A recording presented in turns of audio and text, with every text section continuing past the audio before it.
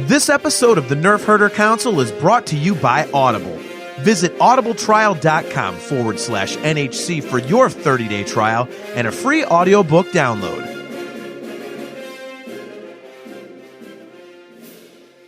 Hi, this is Joseph Williams, son of John Williams, and you are watching the Nerf Herder Council. Why, you stuck-up, half-witted, scruffy-looking Nerf herder! You can't use that word. Only we can use that word.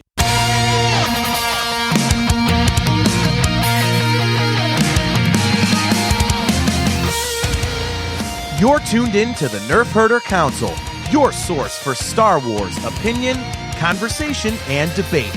Featuring your hosts, JT. Stormtrooper armor deflects everything except Orback hooves. They're like a horse version of Thomas the Tank Engine. AJ. Yeah, Rebels is a lot like our show, where we think we have a good idea and then it just fails in execution.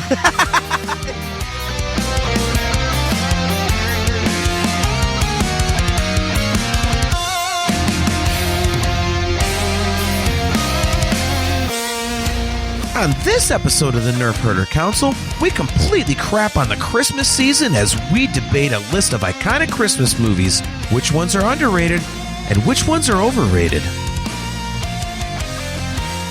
This is the Nerf Herder Council.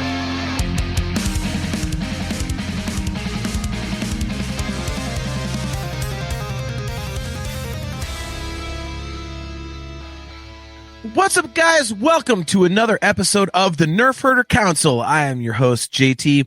We are live on Facebook, YouTube, the Facebook page, and the YouTube channel of the Virtual Cantina Network, as well as our Nerf Herder Council Twitch page. If you've never checked that out, please do. All of our videos are up there. Our ex-co-host Steve does a lot of cool gaming stuff there, so make sure to check that out. As always, guys, we are brought to you by Audible. Go to audibletrial.com/NHC for your 30-day trial and a free audiobook download. If you are watching on YouTube, either on our channel or that of the Virtual Cantina Network, don't forget to click the like button and the subscribe button and the notification bell so that you are notified every time we go live. If you would like to get some awesome customizable Nerf Herder Council swag, go to shop.nerfherdercouncil.com. We're going to get to that right after my intro here because AJ has some awesome stuff to show you.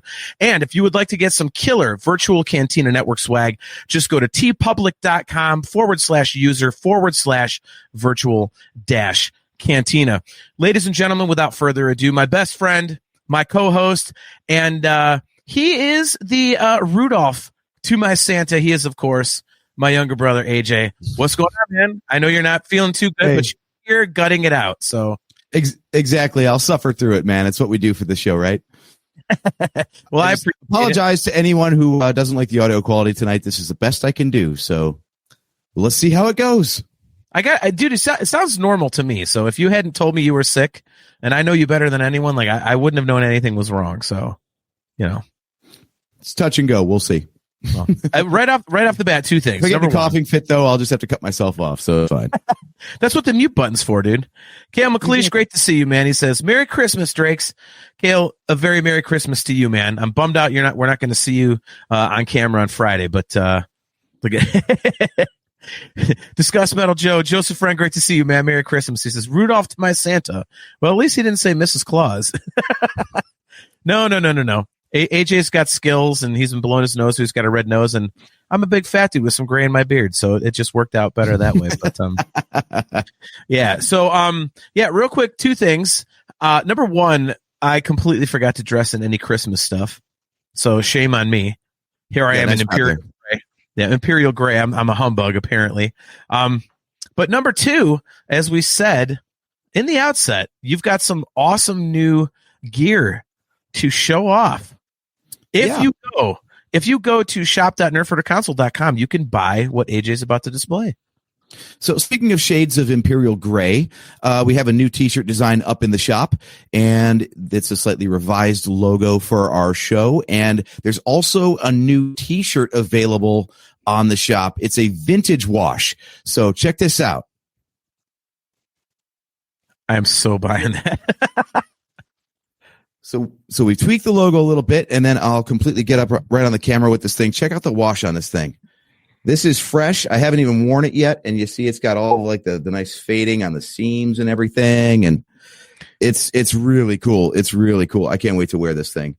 As usual, and it's still a good price though too. I think it's on sale right now for $7 off, so it'll cost you less than $30 total when shipped. Yeah, well worth the money. Looks like it's quality. It's nice and comfy and kind of like pre-washed and everything too. So it's soft from the day you put it on. Dude, that looks amazing. I mean, you really do awesome work. Like friends do. You really do awesome work on our gear, man. If you guys seriously, like, I know we shill for our own stuff, but AJ really does a fantastic job on the graphics. And that is a badass looking shirt. Like, I'm going to buy several of those because I love the more washed out look, but those types of shirts. And by the way, I was going to say, yet again, awesome content for our audio viewers. So yeah, right. So all you audio viewers out there, go to shop.nerfherderconsole.com and get yourself some new Nerf Herder gear. So yeah. Well, this is gonna be fun, dude. We're doing something that is a first for us on this show tonight. We are going to open up the camera to anybody who wants to jump on and co-host with us. So I do this Friday night will be the fourth episode in a row, I should say, for my music podcast, Talking Into Infinity. We do it's called the Fan Hangout episode, and we just open it up to, we let people know a few episodes in ahead of can't talk. We let people know a few episodes ahead of time that they can jump on camera and co-host with us. And this year we've got 10 people jumping on with us. Unfortunately, our buddy Kale is not able to make it, but and it always works out good. And you and I talked, and you decided it might be kind of fun to do that on this show. So we are going to throw the link up here.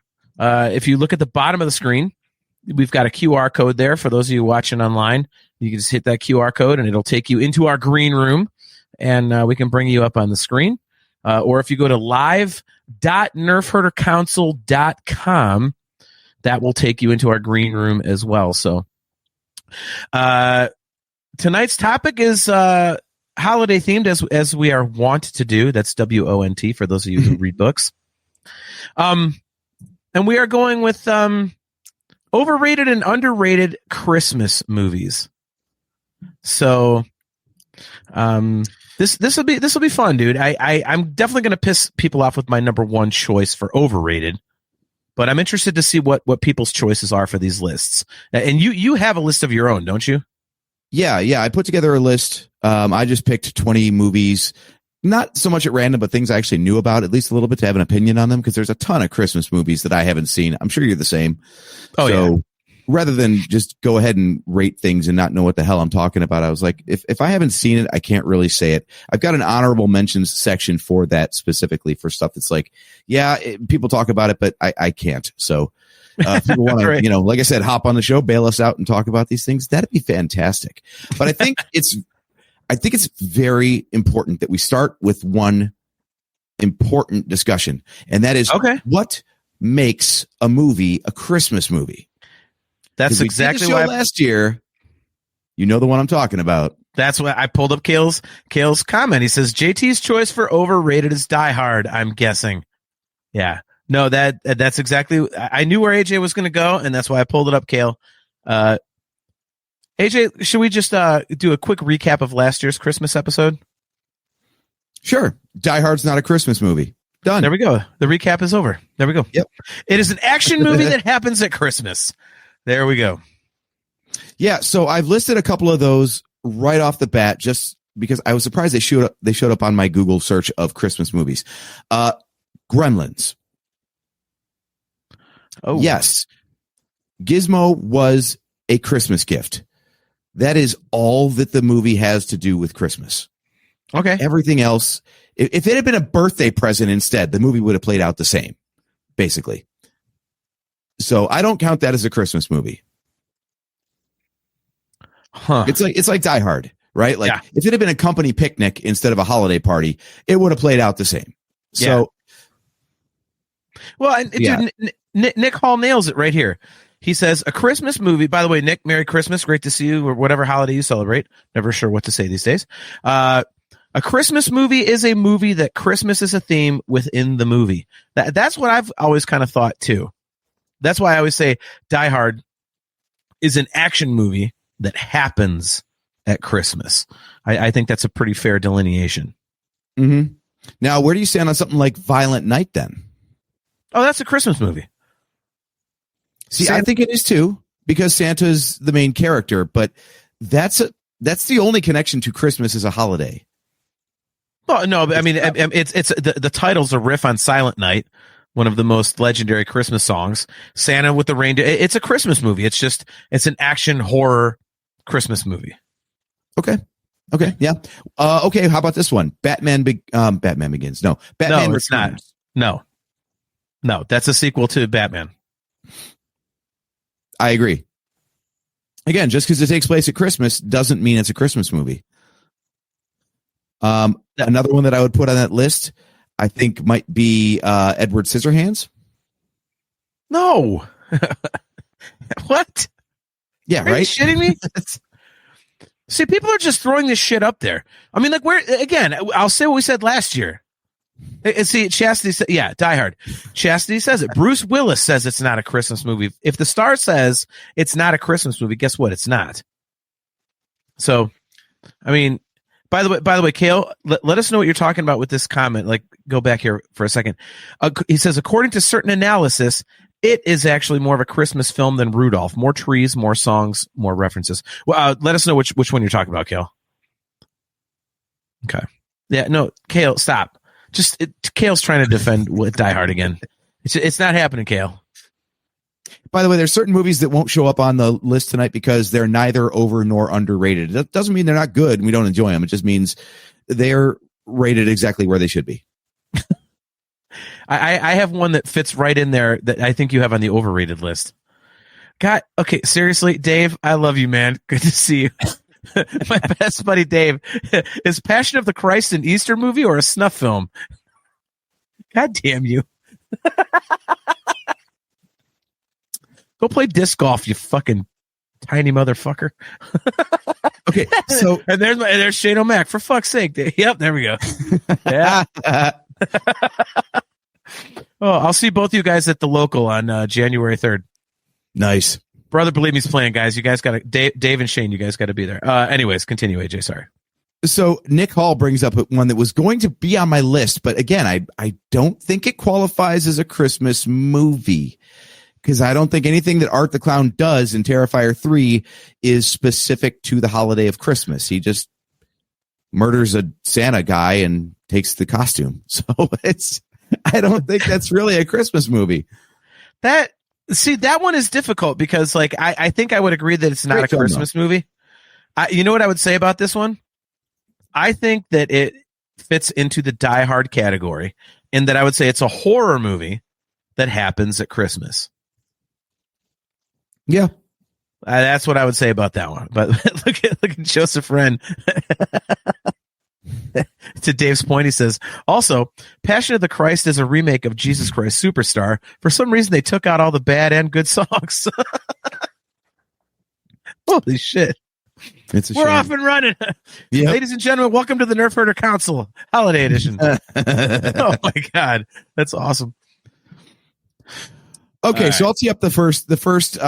We're gonna go between my overs and my unders. Just okay. Back and forth, okay? Because this whole thing started, we're going to start with the unders because this whole topic came up because we were wondering if this movie is something that we could make an entire show out of. And the answer is no, but it is definitely what I would call an underrated Christmas movie, and that is Bad Santa.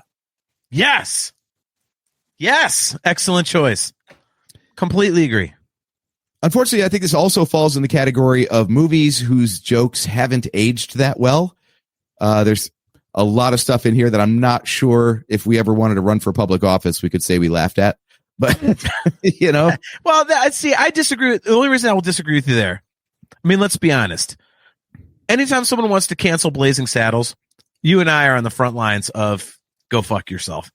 So if that's, I mean, it's the same, dude, you could say the same thing about Anchorman 2 I mean, there's some stuff in there like, but if it was acceptable at the time, it was acceptable at the time.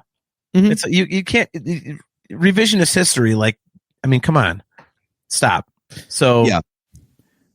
I don't know. I mean, it's the comedy in there is just amazing. I mean, you got Billy Bob Thornton, you've got Bernie Mac, and why am I blanking out on the guy from Three's Company? John Ritter. John Ritter, yeah. I mean, it's hilarious. It's just hilarious from start to finish. It's fucking large woman in the ass. And John Ritter's face who goes, it's You like even the best. You even get Lauren Graham. You get the original Gilmore Girl. Yes. Saying, fuck me, Santa, fuck me, Santa, fuck me, Santa, fuck me, Santa. Oh, hold on. There might be cursing on the Nerf Herder Council. Forgot that disclaimer. And the views of the Nerf Herder Council don't necessarily reflect those of the Virtual Cantina Network. Yeah. I always forget those damn disclaimers. I wonder. Yeah, kind of vital, isn't it? When is the statute of limitations over on that? Like, when do we have to stop doing that? Oh my God. Boy, I don't know. Nick Hall caught us. He goes, and there's the disclaimer. Oh my God. Yeah, no, I completely agree with you.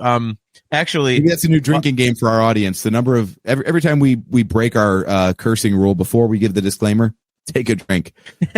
Or for every minute past the start time of the show that we forget to announce it, have to take that many drinks. There we go. We'll have people with liver failure in about 3 weeks doing that shit.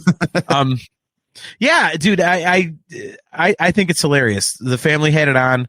I was finishing up. I was working late while I was cooking dinner tonight because I basically have a half day tomorrow and then I'm off for 2 weeks, and so trying to get caught up. And man, I hadn't actually watched it in full in a while.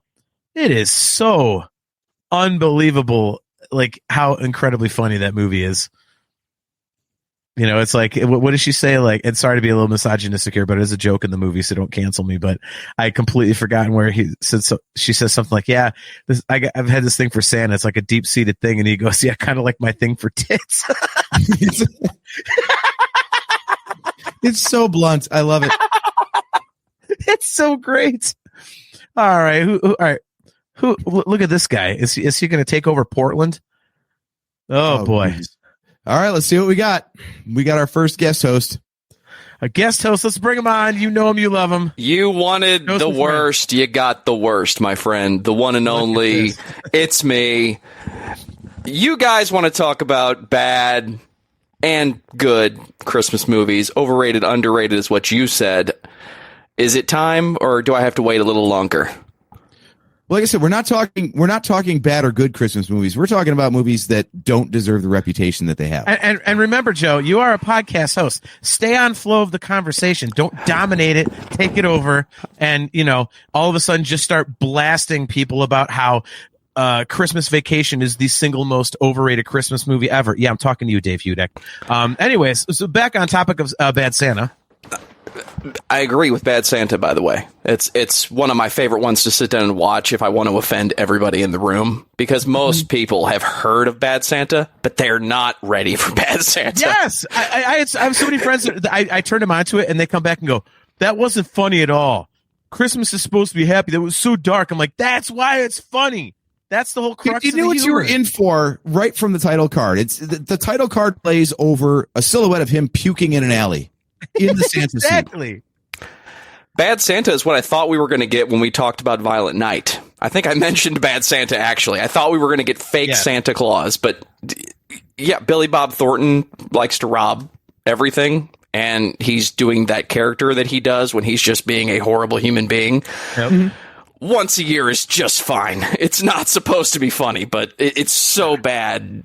He is so bad as a person. I like to imagine that that's an alternate version of his Monsters Ball character. Sorry to bring this up, but Shane O'Mac says, Dave, my buddy Dave Hudek, auditioned for the elf part in Bad Santa. Oh, so wow. My buddy Dave is an incredible lyricist and vocalist, just one of the most intelligent, beautiful people I know.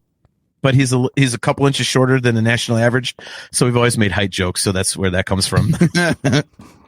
Well played, Shano. Here comes the money. Right. Ooh. Shano, stick around. Stick around, man. I see your comment there. We'll get to it. All right, so Shane O'Mac says Scrooged, underrated 100%. All right. No, I have it on my over list. Oh, all right. I think a lot of people would say that that's overrated. I'll be honest, man. The problem is like Bill Murray is only like hilarious or awful, and I don't think this is one of his hilarious roles. Yeah. It's like he took all the fun out of Peter Venkman and then played that as his version of Scrooge.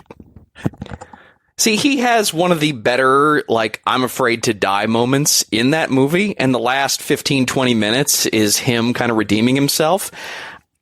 I don't think it's as funny as it could be, because the whole build of that movie is eventually Bill Murray's going to turn into Bill Murray. It's like he fights being the sarcastic guy until the very end. Yeah, yes, he still does the thing, but it's not until he has that moment with the ghost of A Christmas Future, that he actually turns into Bill Murray. And I think that's supposed to be the joke, but I don't think it works that well. I don't get it. I'd rather just watch A Christmas Carol. Yeah, it plays to the template of A Christmas Carol, and I get that's why he doesn't change till the end, but boy, I don't know. I've seen funny versions of A Christmas Carol, and this ain't one of them. Yeah, and that's kind of how I kind of judge like a movie on overrated, underrated in terms of the list that we're talking about. It's okay. Can I get through it? And first of all, if I can't, it's like, second of all, if I do, and I understand what they were going for, but it just wasn't a good representation, there you go. Mm-hmm. And I completely agree with you, AJ. It's like, I personally have never seen a funny rendition of Christmas Carol. I've never looked and tried, because we have a huge family thing. It's like a family tradition for us, Christmas Carol and all that. So I'm used to the George C. Scott version, and our dad recorded an audiobook of it for AJ's birthday about 10 years ago that I listen to every Christmas. And so I don't go searching out like, let's make fun of Tiny Tim, so I've never seen one, but I don't know. Like, I can't imagine that trying to make that. It almost seems like sacred ground. You know what I mean? Like, can you really make fun of A Christmas Carol? Like, I mean, you can make fun of anything. That's not. I'm not saying you can't. I'm just saying, can it ever possibly work? And I really don't think so. You can't make fun of it, but you can be funny with it, and that leads me to another underrated Christmas movie on my list. Kale brings it up here. He says, "You want a great take on Scrooge? Watch The Muppets." Yes, another The good Muppet one. Christmas Carol. Every year. That one, it's amazing. If I start with A Christmas Carol, I'm either watching The Muppet Christmas Carol, or I'm watching the lesser talked about Mickey Mouse Christmas Carol, which actually puts Scrooge in the role of Ebenezer Scrooge. It totally works. Oh, yeah. I mean, that's why the character was called Scrooge to begin with, I assume. Exactly. All right. Yeah, I not a huge fan of the Mickey Mouse one compared to Muppets. Got to admit, the Mickey Mouse one is cool. I think it's kind of like there as like a kitschy kind of thing. Yeah, it's almost like, okay, well, all right, here's Mickey Mouse, and we're gonna do A Christmas Carol. Like, it's cool. Whereas I think the Muppet Christmas Carol, you could say the same thing, but it's so much more well done, I feel, and I think it gets away from Muppetiness enough to where it is a nice blend of Muppets and the classic story. So for me, I think that's why it hits a little better. And the subtle change of making Jacob Marley into the Marley Brothers using Statler and Waldorf. Yes. Mm-hmm. I think that's better.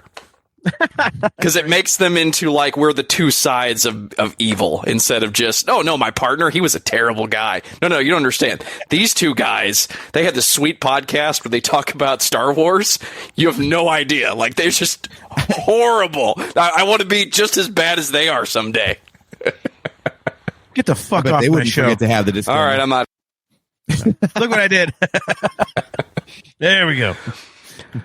But yeah, I have the power. The other part, Michael Caine. Michael Caine as Scrooge is fantastic, because he plays it like he doesn't play it for laughs. He's like the perfect straight man, where he's just being Scrooge in like the most dramatic fashion possible, and it works. It lets the Muppets be goofy alongside him rather than like trying to steal the spotlight and be just as funny as the puppets are, you know? They had to tell him, play it straight.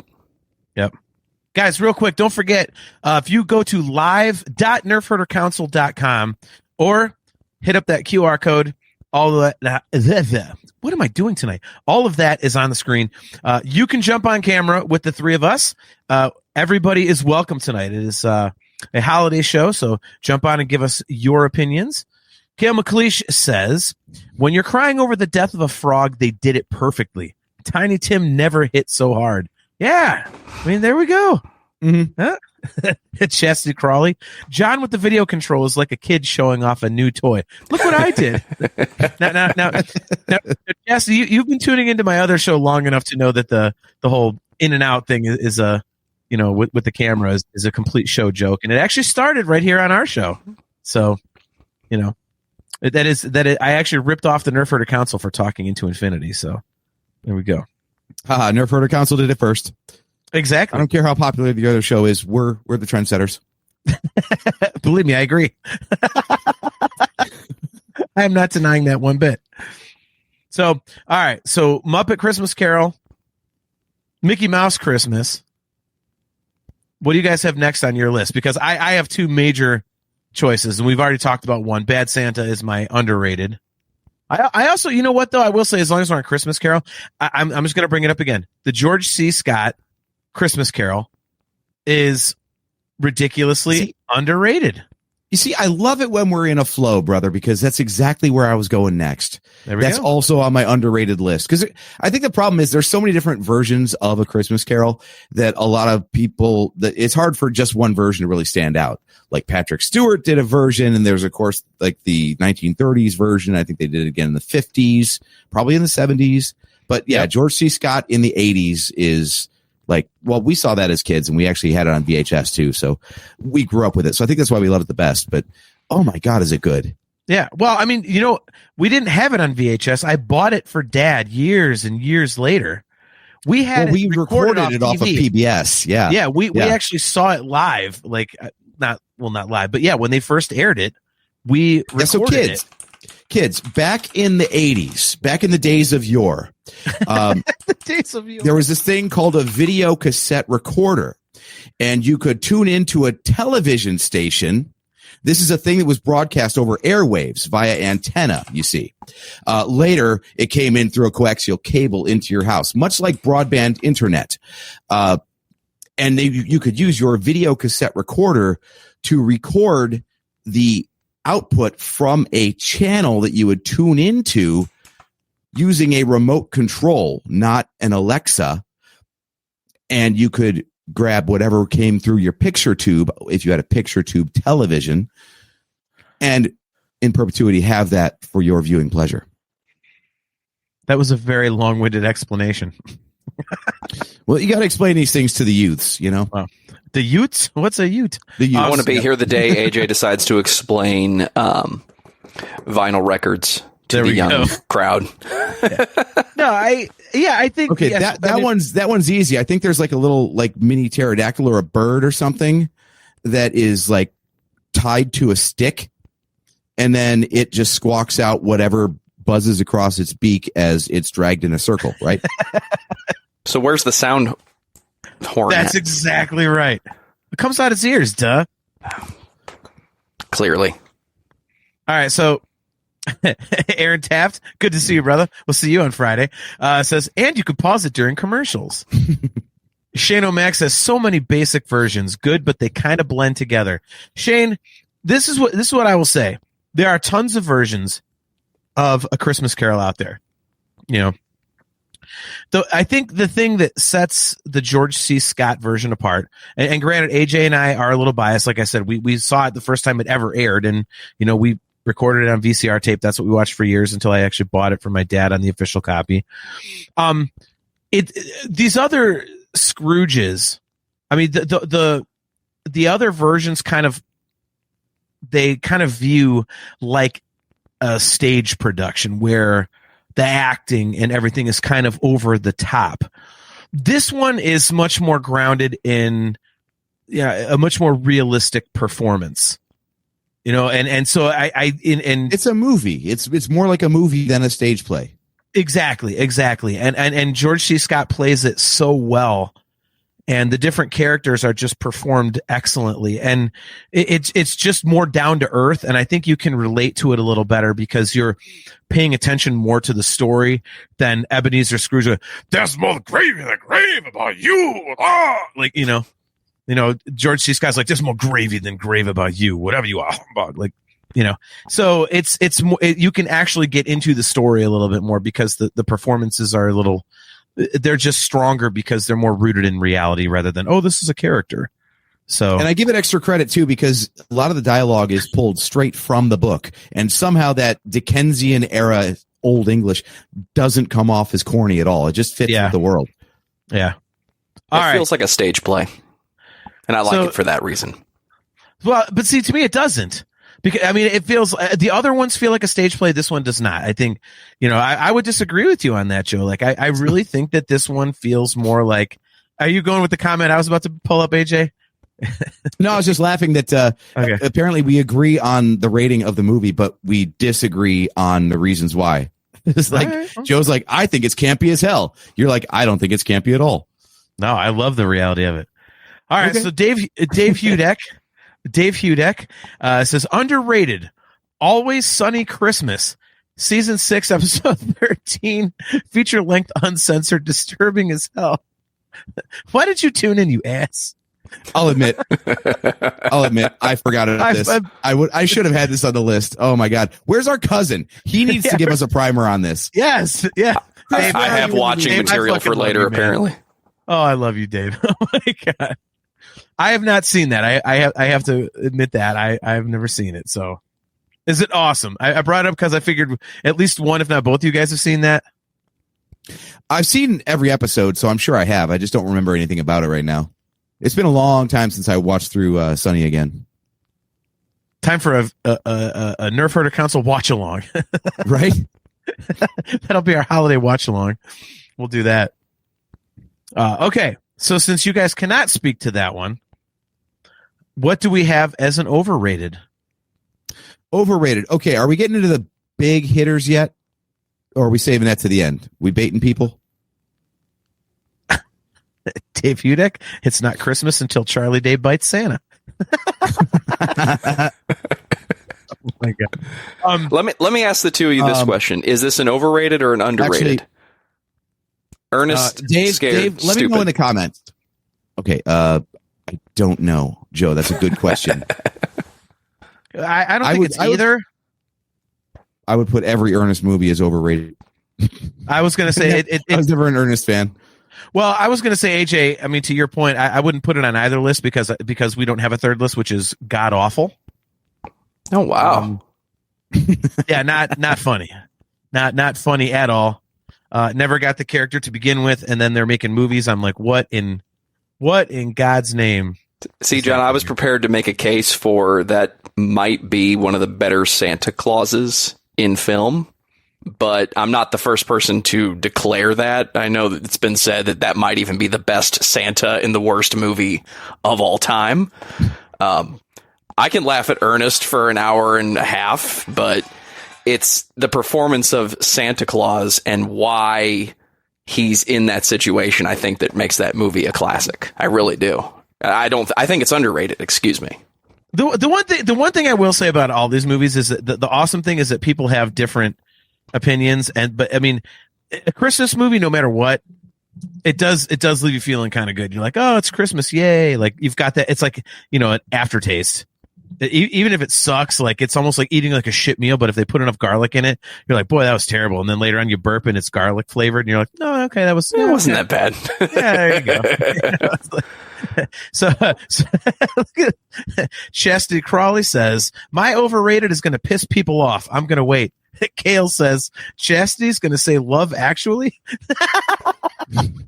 Here's one. He says, or is she going to say Home Alone? Well, let's go to my over list. And I will say all Home Alones are overrated. Let's go. Light it up, people. Just light the film on fire and watch it burn. Now, to be clear, again, we're doing over and underrated. I'm not saying it's a bad movie. It's funny, it's entertaining, but it's got this legendary status. So much so that they made a $300 Lego set of the house. And I just don't get it. I don't either, because it's not that funny either. I mean, it's a good, harmless, slapstick, one-off movie. I think my bigger problem is that they made like 5 more of them. There was at least like 3 with... God, I suck with names tonight. But anyway. Macaulay Culkin. Macaulay Culkin, thank you. Then the 4th one had a new kid, right? Oh, there was only 2? Third one had a new kid. Yeah. Okay. Yeah, they started early with that one, trying to bring back the idea of the little kid who's alone in his house, who's trying to defend his house from the burglars. Is it overrated in 2024? Do people have nostalgic feelings for Home Alone? Because I remember watching it. It's one of those VHS staples, like you mentioned earlier, AJ, with that wonderful thing called the VCR. But like, I'm not dying to watch Home Alone. Like, it's not Christmas until I watch Home Alone today. Well, see, this is the reason I put it on the list. Because like I said, it's not a bad movie. But I don't think they keep making new versions because they think the last one was so good that it's worth continuing the series. I think they think the first one was so good, let's try it again. And that is why I think it's overrated, because I don't think it's worth trying again and again and again and again. Well, I mean, just change the titles. Like Home Alone, okay. Home Alone 2, still crappy parents. Home Alone 3, yeah. Jesus Christ, watch your kids. Home Alone 4, I'm calling Child Protective Services. Home Alone 5, fuck you, I'm stealing them. What if we gave Macaulay Culkin a truck of money and he could be Kevin in his 30s, and same situation, but way darker? I was gonna say we know exactly how that would end. Home Alone 5, Latchkey Dad. Home Alone 3. I didn't know we were making an Adam Sandler movie, AJ. Yeah. Home Alone 5. How the fuck haven't you been taken yet? Home Alone 6. At least fence in the goddamn backyard. Home Alone 7. Home security systems are cheap now. Sponsored by Simply Safe. Yeah. Right. Home Alone. This movie brought to you by Life 360. Yeah. Home Alone 8. Even Ring couldn't save him. Oh, that would be great. Do Home Alone now, but you have Ring cameras. Just start turning Home Alone into like a horror thing, like how Fast and Furious was like, oh, look at all these cool car tricks, and that just became the most ridiculous Hot Wheels bullshit you've ever seen, like mixed with the giant submarines and nuclear weapons and crap. Like, just make Home Alone, just do that to Home Alone, make it like a horror franchise out of nowhere. Just like, here's Home Alone 8, and Macaulay Culkin is grown up, and here's his kid, and oh, he's gonna go through the same thing, but only the kid gets fucking mutilated. Like some serial killer breaks into the house, and all of a sudden Kevin's on a revenge trip, like fucking like Texas Chainsaw Massacre. Just and don't even tell people, like, you know, have all the reviews, like put an embargo on reviews so people have to go to the theater like expecting, oh, Macaulay Culkin's back, and then they just see like just horrible, just gore and shit and the saddest, most dark thing you've ever seen, and release it on Christmas Eve, so that way people are all excited for the holiday season. You just bring them down. Am I wrong for thinking that a quality writer could find a way to do a crossover between Home Alone and Squid Game? AJ, we were almost on the same wavelength. I was going to say John just wrote the crossover of Home Alone and Terrifier. Kevin's back, and so is Art the Clown. I was thinking that too. By the way, Dave Hudek, back to the real quick to the elf role due to his height. He says, Shane, I only lost that elf role to affirmative action. You're jealous of the midget action I could get. Okay, here we go. Chastity. Home Alone 10. Now it's just S&M with tinsel. Nice. Kale McLeish, Home Alone 10, tinsel and bondage. Ladies and gentlemen, once again, the views of the Nerf Herder Council don't necessarily reflect those of the Virtual Cantina Network. That said, AJ, I'm going to need a new shirt. I can't help. Yes, unfortunately, you are, but for not good reasons. No. That one, the one we just talked about. Okay, yeah, not the other one. We won't talk about that right now. So yeah, I do request, by the way, if you guys have a specific like color set or something you want on a design, hit me up and I will do it for you. No problem. The problem is, I can't guarantee the prints, and Joe requested Joker colors of our logo, and I made it. He bought it. He received it, and it's not Joker colors. It's something a little bit off of the right colors. So there is a return policy. You can send that back and get a refund, no problem. And I'll be happy to try again, and hopefully it prints in the colors we intended it to. So moving on. Thanks, AJ. Yeah. So don't forget, guys, if you want to jump on camera with us, just go to live.nerfherdercouncil.com or scan the QR code at the bottom of the screen right now. For those of you guys, the big one on the right. Yeah. All of our audio viewers, you're kind of screwed right now, but there we go. Look at Dave Hudek. LOL, the paint can comes down the stairs on a sex swing. I love this fucking show, man. I think we've just saved the Home Alone franchise.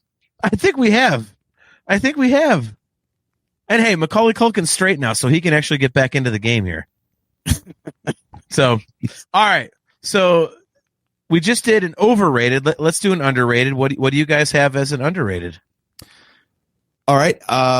Joe, do you have an underrated Christmas movie you want to name? See, I was already prepared for Ernest Scared Stupid. Now I'm going deep into my brain trying to come up with another one. Well, there is Ernest Saves Christmas. I don't know if you want to call that a Christmas movie or not. But God. See, I was thinking Ernest Saves Christmas. I don't know why I said Scared Stupid. Clearly, Ernest has warped my brain again. That's why I wasn't getting it. I'm like, what? It's gone now. I'm coming back to it. But yeah, definitely. I didn't know what you meant. Push that one. Got him, Vern. It's coming. It's coming now. I brought it up, I think, the last time we talked about Christmas movies, but Santa Claus, the movie from the early 80s. Is it the Tim Allen one or? No, this is a completely different one. It has what's his name, Dudley Do-Right himself in it. Way more about Santa Claus the myth. Going back to person who makes toys in town, but has reindeer moving between his house and the house of the people he's taking toys to. He gets caught in a snowstorm. The elves appear from nowhere because it's magical. And then you have the myth of Santa Claus. And the whole crux of the movie is because the head elf tries to make toys into a production line and industry and make things faster, it cheapens everything. So you start having kids losing faith in Santa.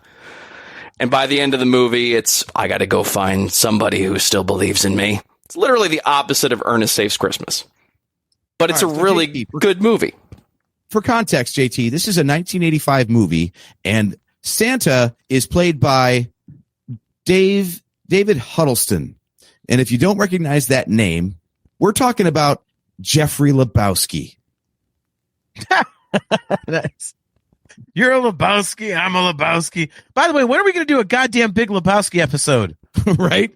God damn it. We're going to do it, and we're going to drink White Russians. We're going to do it on a Friday. It's going to be a WTF Friday. We're going to bump from Wednesday to Friday and get drunk and talk about the Big Lebowski. You going to pay for that half and half using a personal checking? Posted. Yeah. This aggression will not stand. This aggression against the United States will not stand. Oh my god.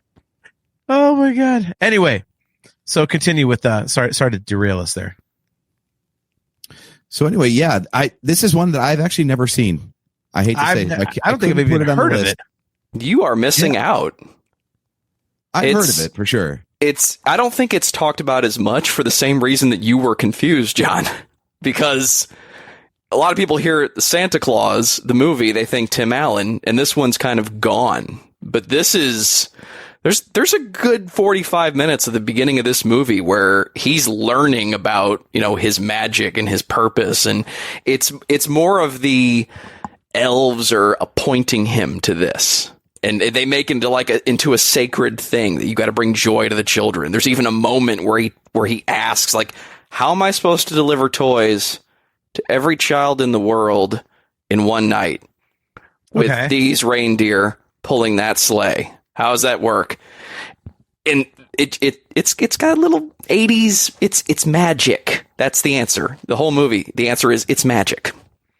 Well, I'll tell you what, Joe. You make a good case for it being underrated because IMDb has it at a 6.3 out of 10, and Rotten Tomatoes has it at 22%. Wow. So it's not hard to have this thing be better than its scores. There is a character in the film that probably drives it down for most people. And spoilers, it's the little girl who never stops believing in Santa Claus. Not a good performance, but also small child. Give her some credit. She's doing her best. I believe we are shitting on probably Cornelia? Is it? Carrie well, all I know is I don't know. All I know is that Shane O'Mac is about to lose a 30-year friendship and get banned from the chat. Slightly off topic, but I have to bring this up so that people can annihilate him. Shane O'Mac, Shane Waffles Hardy says, never. Lebowski is overrated. Shane? I said what I said. I said what I said. You have obviously no taste in pop culture. You went to see my band shitloads of times over the course of 15 years. So clearly you have no taste. Oh, there it is. There it is, Kale. Give him a timeout. Kale, call it for a timeout. Someone's got to earn the second timeout in the lifetime of this show. So, ooh, it's close. Ooh, it's close. Ooh, which Drake is going to yell at the other Drake for putting someone in timeout? I want to see. Here's what I'm going to do, though. I'm going to leave that power up to JT. JT has the power of timeout as well. Let's see if he uses it. I will not. I love Shane. He's a complete and total goddamn. No, you're not wrong, Walter. You're just an asshole. Shane is an asshole. Anybody who says Lebowski is overrated is an asshole. So there we go. See? Oh, here's Dave. Bathrobe, wig, white Russian. Next Halloween, I'm the small Lebowski. I'm going to need pictures. Oh, my God. Dude, Dave, let's go to a Halloween party together. And if I don't lose all this weight, we will dress in the exact same costume, and you'll be the small Lebowski, and I'll be the bigger Lebowski. That would be excellent. Holy there has to be a third here. AJ, you got to be the actual big Lebowski on this one. I would just be the medium Lebowski. Yeah. No, dude, if your hair doesn't fully come back, just shave your head, and you could be the what the hell's his name? If the guy sitting on the couch, like oh shit. Would you like a drink? Yeah, the boss over there. Oh, so I just get to be the one giggling at the magazine the whole time? Who the fuck is that guy?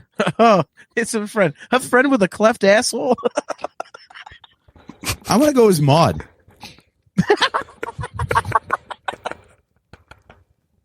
He's a good man and thorough. Just walk up to people and go, a vagina. A vagina. Nice. Oh my god. Oh my god. All right, so I don't even know how to get this back on. Well, but okay, so we've talked about this one already a little bit, so let's shit on it some more. How about National Lampoon's Christmas Vacation? All right, now we come to the big one. This is my number one over. And see, Dave, this you need to get on camera, Dave. Dave and I have been friends for holy shit, like 25 years, I think. And we have argued about this in perpetuity. I have tried to watch this movie so many times and have never gotten all the way through it.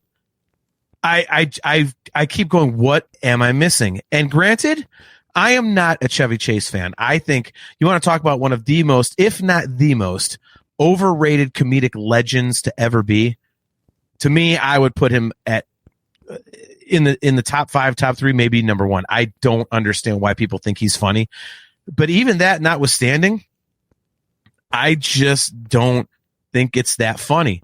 And it's a National Lampoon movie, and I think I might feel that way because I'm comparing this and even stuff like, Vacation itself, which is better. European Vacation, I'm comparing it to like Caddyshack, Animal House, And I'm sorry, but those movies, especially Christmas Vacation, are not on that. It isn't on that level. It's not Caddyshack, man. It's not Animal House. I keep trying to find something that I'm missing, and I can't figure it out. I can't figure it out. Is the movie overrated because it's been shoved down your throat? Like, Yes. No. For a long time, I did not enjoy A Christmas Story because it was like Legend. It was like Labyrinth when I was in high school. You go to somebody's house for the 500th time. What are we going to do tonight? Let's watch Labyrinth. Let's watch Legend. Let's watch A Christmas Story. I said for a time, John. Please put it down for now. Sorry. Christmas Story, A Christmas Vacation was always on TV. It was always on syndication. It was always the TNT Christmas movie of the week when it wasn't the week of Christmas. And it's, for me, the only vacation movie I will willingly sit down and watch. I don't know how to explain. I don't know how to explain to you that the movie's funny. To me, I think the vacation jokes land better in Christmas Vacation because it's all confined to the house. Instead of, well, we're driving and now we're in this situation. Well, no, this is all happening under his roof. And that's why it's funny, because it won't go away. Okay. By the way, Kale McLeish says, if you insult Labyrinth again, I'm coming on camera just to flip you off with John. Is that all it takes, Kale? Yeah. That's easy. Look at Dave. See, Dave, on this show, we're actually allowed to make these comments. Dave Hudak says, if shoved down John's throat, God damn it. I think Dave is drinking as well. If shoved down John's throat made things overrated, my dick wouldn't have 5 stars. Look, man. There's our. Oh my God. We asked for participation and this is what we get. We've done it to ourselves. You know what though? Hey, what the hell? You can't always get what you want. Dude, yeah, I don't know.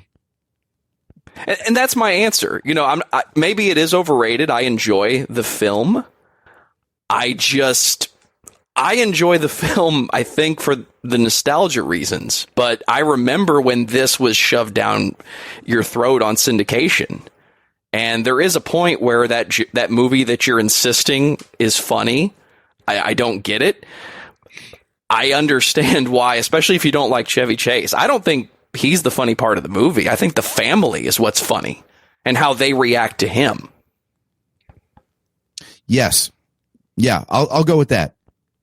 And also harassing the neighbors across the street. I don't know what kind of a vampire Julia Louis-Dreyfus is, but I swear to God, she looks the same in this movie as she looks in Seinfeld, as she looks as whatever DeFontaine, whatever she's playing in the Marvel universe right now. Like, that woman has not aged in like 40 years. It's insane. We're all watching JT yell in silence. And he didn't hear that, so it's great. No, I heard it. It sounds either had to refill his drink. No, either something really big landed on the kitchen floor upstairs, or someone was really knocking on my door. Maybe it's Santa's reindeer. It could be. But speaking of Santa's reindeer, maybe it's Billy Bob Thornton. He's come to take all your stuff. we have a special guest. We have Homer Simpson jumping in with us. AJ, let's flip the AJ, let's flip the view here so that we can get our buddy Kale on. There we go. What is up, man? We are so bad here. Let me Kale McLeish is here. Okay, now it's a party. Now it's an absolute party. I am so glad you're here, man. All right. I have to correct Dave on something real quick, Kale. Give me 1 second. Sorry. Dave says it's an acquired taste. Talking about Christmas Vacation. I don't get Nacho Libre, but John loves it. It's like coffee or Dave Matthews or butt sex. God damn. I do not see Dave nearly enough. Dave, I can't say that I love Nacho Libre. I think certain jokes hit so hard for me that it's hilarious. The rest is shit. So I get where you're coming from, but I like me loving it, but I wouldn't say, but I understand why you don't like it. I understand why a lot of people don't like it. But yeah, all right. So, Kale, Christmas Vacation. Obviously, you came on to talk about Christmas Vacation. Where do you stand? Is this overrated or underrated? Like, highly overrated. There we go. Highly overrated. Okay. When your lead actor's not actually funny, why do you have him as your lead actor? Well, and see, isn't that every Chevy Chase movie though? And that's the thing. Yeah, like, that's my point. Why do they keep making them? Yeah. I mean, and Joe, to your point, when you said, like, is it because I don't like Chevy Chase, or is it overrated because they ram it down your throat so much? Let's be honest. There are tons of movies that get rammed down our throats in pop culture that still are incredible. And I'm sorry to go back to the obvious low hanging fruit, Star Wars. I mean, A New Hope is just fucking amazing. Let's face it. Go there. Yeah. I mean, come on. There are tons of movies that get rammed down your throat, and you're like, God damn, all right, fine. Like The Godfather. I've had so many of my friends be like, oh, you just like it because you're Italian. You like mob movies. It's 3 hours long. I'm not watching it. I'm like, dude, trust me, watch it. They watch it and they go, holy shit, this is great. I don't think that's the case with Christmas Vacation. For me personally, again, and I'm in the minority, so I'm missing something. That's why I keep trying to rewatch it. I don't know how you feel, Kale. But I feel like I'm missing something because everybody loves the damn movie. So I'm like, I mean, I don't know. I mean, I can kind of see that, but at the same time, I don't find it funny. Okay. I tried it. It's like coffee to me. I don't like coffee. You like it? Good for you. Why did you have to mention coffee? Now I got to mention Dave Matthews and the other thing Dave said. Well, now, Kale, is part of the problem that you're watching this guy in December and it's like cold and snowy instead of like the middle of summer? Yeah, well, that definitely makes it interesting. Especially when it comes to all the Christmas songs. It's like, Baby It's Cold. I said, no, it ain't. 42 degrees out here. For those who don't know, Kale is Austrian. So let's put another shrimp on the bobby. Okay, seriously, we're going to do the Brian joke on... terrible. Dude, Kale... Poor Kale, he gets the Austrian joke on both of my shows. On both podcasts. What the fuck? Wow. Give this man a break. It's tomorrow for him. It is? True. He's living in the future. He does drive a DeLorean. That was way too obvious. I had to say it out loud. I'm jealous. All right, I don't know. That's the problem. They break down a lot, so actually you're better off not having one of those things. Well, I'd like to be actually able to do the 110 Ks down the highway. Not be stuck at 88. Well, if you hit 110K, you wouldn't be there because you'd be someplace else. So think about that. Ooh. Or somewhere else. Gonna go back in time. I'm a doctor. Where are we going this time? All right. Oh God, there we go. We got it in. The whole song will be available on Patreon. Patreon.com/NHC. So anyway, all right. So back to I for you guys, Kale, you kind of mentioned it. Joe, where do you stand on Christmas Vacation? If it's overrated for you, is it, first of all? It's a film I enjoy. So I think it's definitely overrated. Okay. But it's up there with every other movie that's been just, did you want to listen to your favorite song today? Well, guess what? It's K-She. We're listening to something from the 80s or the 70s again. It's up there with that. So what makes it overrated to you? I mean, is it just the fact that like everybody tells you have to like it? Or is there something? Because that's what I get. Because all of us consider this overrated. So Kale's talked about it. I want you to talk, and AJ as well. So, but for you, Joe, what outside of the fact that everyone in the world tells you that this is one of those Christmas classics, like what is it that makes it overrated for you? I think that's the answer, at least in the case of this movie. It's the jokes. The jokes land for me. I enjoy watching the movie. It's one of the films I will watch at Christmas time, but I remember liking this movie and wanting to watch it with my friends before anyone ever insisted that you had to watch Christmas Vacation because it's December. I'll watch Christmas Vacation in March. I don't care. But when you tell me I have to watch it when everybody talks about it, I don't want to say it's like fake nostalgia. It's like or revisionist history or the member berries when it's not actually real, but everybody tells you like, you know what? It's December. We should watch. We should list these movies we're going to watch this month. Nobody says Lethal Weapon anymore, but everybody wants Christmas Vacation. Everybody wants Christmas Vacation on that list. And for that reason, it's very overrated. Because I don't think that many people think it's funny. Like, closer to what JT said, I don't think a lot of people think the movie's funny, but everybody wants to watch it. All right, Shane, you are really testing me with the timeout button, dude. Shane O'Mac, Shane Waffles Hardy says, I'm kind of the same way with A Christmas Story. Love it, but it's been crammed down my throat so much. Shane, seriously, you're testing me. Am I going to agree with this? It's on my list of overrated. I don't give a fuck what's on your list of overrated. And by the way, before he comes back, don't ever change my background, asshole. I had our background set to Ralphie's house. Now you can come back. There. A Christmas Story rules. I'll have you know that I slaved over a steaming hot AI prompt for at least 23 minutes to come up with our background today. All right? 23 seconds? No, actually 23 minutes. I stuck with the AI prompts. I don't know how to talk to robots, apparently. If that took you 23 minutes, you are a really slow typer. Oh, boy. Chastity. All right, I think we're going to talk about it. Chastity Crawley says, I'm about to get banned. Chaz, put it in the chat. Go ahead. Agree with Shane. Agree with AJ. Oh, this can't go good. Son of a bitch. All right, just waiting here. I enjoy watching A Christmas Story. I really enjoy it. I look forward to it.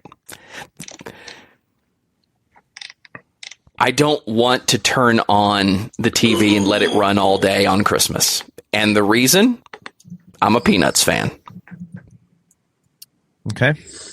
Whoop. Nice. Listen, guys. Fuck anybody who doesn't think A Christmas Story is the greatest Christmas movie ever. Yeah, you'll come back on the show in a minute, but not till I'm done talking. It's the best Christmas movie there is. It's awesome. You got Ralphie. You got the Red Ryder BB gun. You've got Scud Farkus. The little kid beats up the bully, man. The little kid is like 8 years old, 10 years old, says son of a bitch in an era where no kids curse. He sticks his tongue to the pole. That movie defines what it is to be a kid. It's amazing. All right. Now you guys can come back. You put my eye out, kid. What the hell is Joe doing? What is that? I don't know. I'm pretending to be AJ. I was trying to confuse John. If you had the right background, it would have worked. Absolutely. But the biggest breath of fresh air with A Christmas Story was Christmas Story Christmas. Thank you. Talk about a nostalgic sequel that actually worked. Yes. And, you know, by the way, real quick, Dave, I really wish that you could... Dave, I wish you could pull this up on screen. Dave Hudak says, I have a picture of John at a wedding showing us how a piggy eats. That's very true. I had started drinking at a wedding with Dave and his wife, I had a plate full of mashed potatoes because I like mashed potatoes. She said, show me how the piggy eats. And I went, fuck it. I knew what she was going for. So I did the Randy. Anyway. Oh no. Why did you pull the banner down? At a wedding too. Come on. Hell yeah. Well, you stopped your rant, so it just seemed cruel. No, but so actually, I love that. That is by far my favorite. And Joe, excellent point about A Christmas Story Christmas. So this is what I love actually, because in my over column I have A Christmas Story. In my under column I have A Christmas Story Christmas. I think the second one. It's not really the second one, but the spiritual successor is kind of under the radar entirely. I don't know a whole lot of people. We call that the actual sequel, right? AJ. Right. Yeah. So I think that one, most people don't even know it exists. So it's underrated probably because people haven't seen it. But I don't think that the original is as good as it's advertised. It's a great movie, but damn, man, people would rather do that than go to church. It's ridiculous how faithful they are to that movie. I love it, but I don't think it needs to be on a 24-hour marathon, John. That's what I'm saying. But is that just because of the repetition, or has it actually just deteriorated for you? Well, no. I think it's a great movie, but I think its hype has exceeded its quality. You know what? I kind of think that's fair. It's something that has been done a lot and done again and then done again and then done again, and then it's kind of overdoing it a little bit. But it's elevated to like Casablanca, Gone with the Wind, Citizen Kane kind of status now with the hype level. I'm like, it's a good movie, but it's not like, if I had to, save 10 films of all of human history before the apocalypse, that wouldn't be in the list. But I think the reason that it is as high on people's lists as it is, for me, Shane Waffle Sardi says, exactly, AJ. TBS killed us with it. I mean, it's only one day. And admittedly, my wife gives me shit because I do turn a TV on. Poor excuse for picking a man's pocket every 25th of December. Look at that. See, another Nerf Herder Council first. We have a Charles Dickens quote. Literary, as it were. I just think for me, the reason that I love it so much, first of all, I do find it funny. But second of all, I think it absolutely, and Cale, you just said like it things have been done to death, yada, yada. For me, it really nails the feel of being a kid. Like whenever I'm watching it, it's like I laugh because I'm like, yeah, like it reminds me of being a little kid. Like that's how I felt as a little kid when you wanted that one Christmas present. The one year there was a bass guitar that I just had to have more than anything else. The two Christmas presents I remember the most was a bass guitar, and then a few years before was this Lego spaceship that I had to have, and it was like the holy grail, And so for me, it absolutely just makes me feel like I'm 10 years old again. Wasn't as cool as this one? Nice.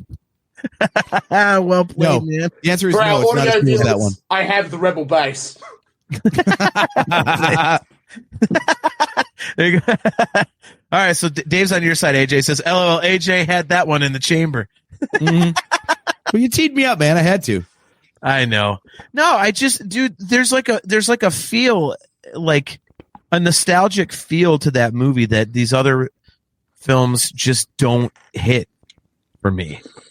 It's like that. There's just a youthful excitement, to use a cliche term. There's like a youthful excitement to it that just reminds me of exactly what Christmas felt like. Okay. Now, and I will say, I can give you that. I will give you guys this though.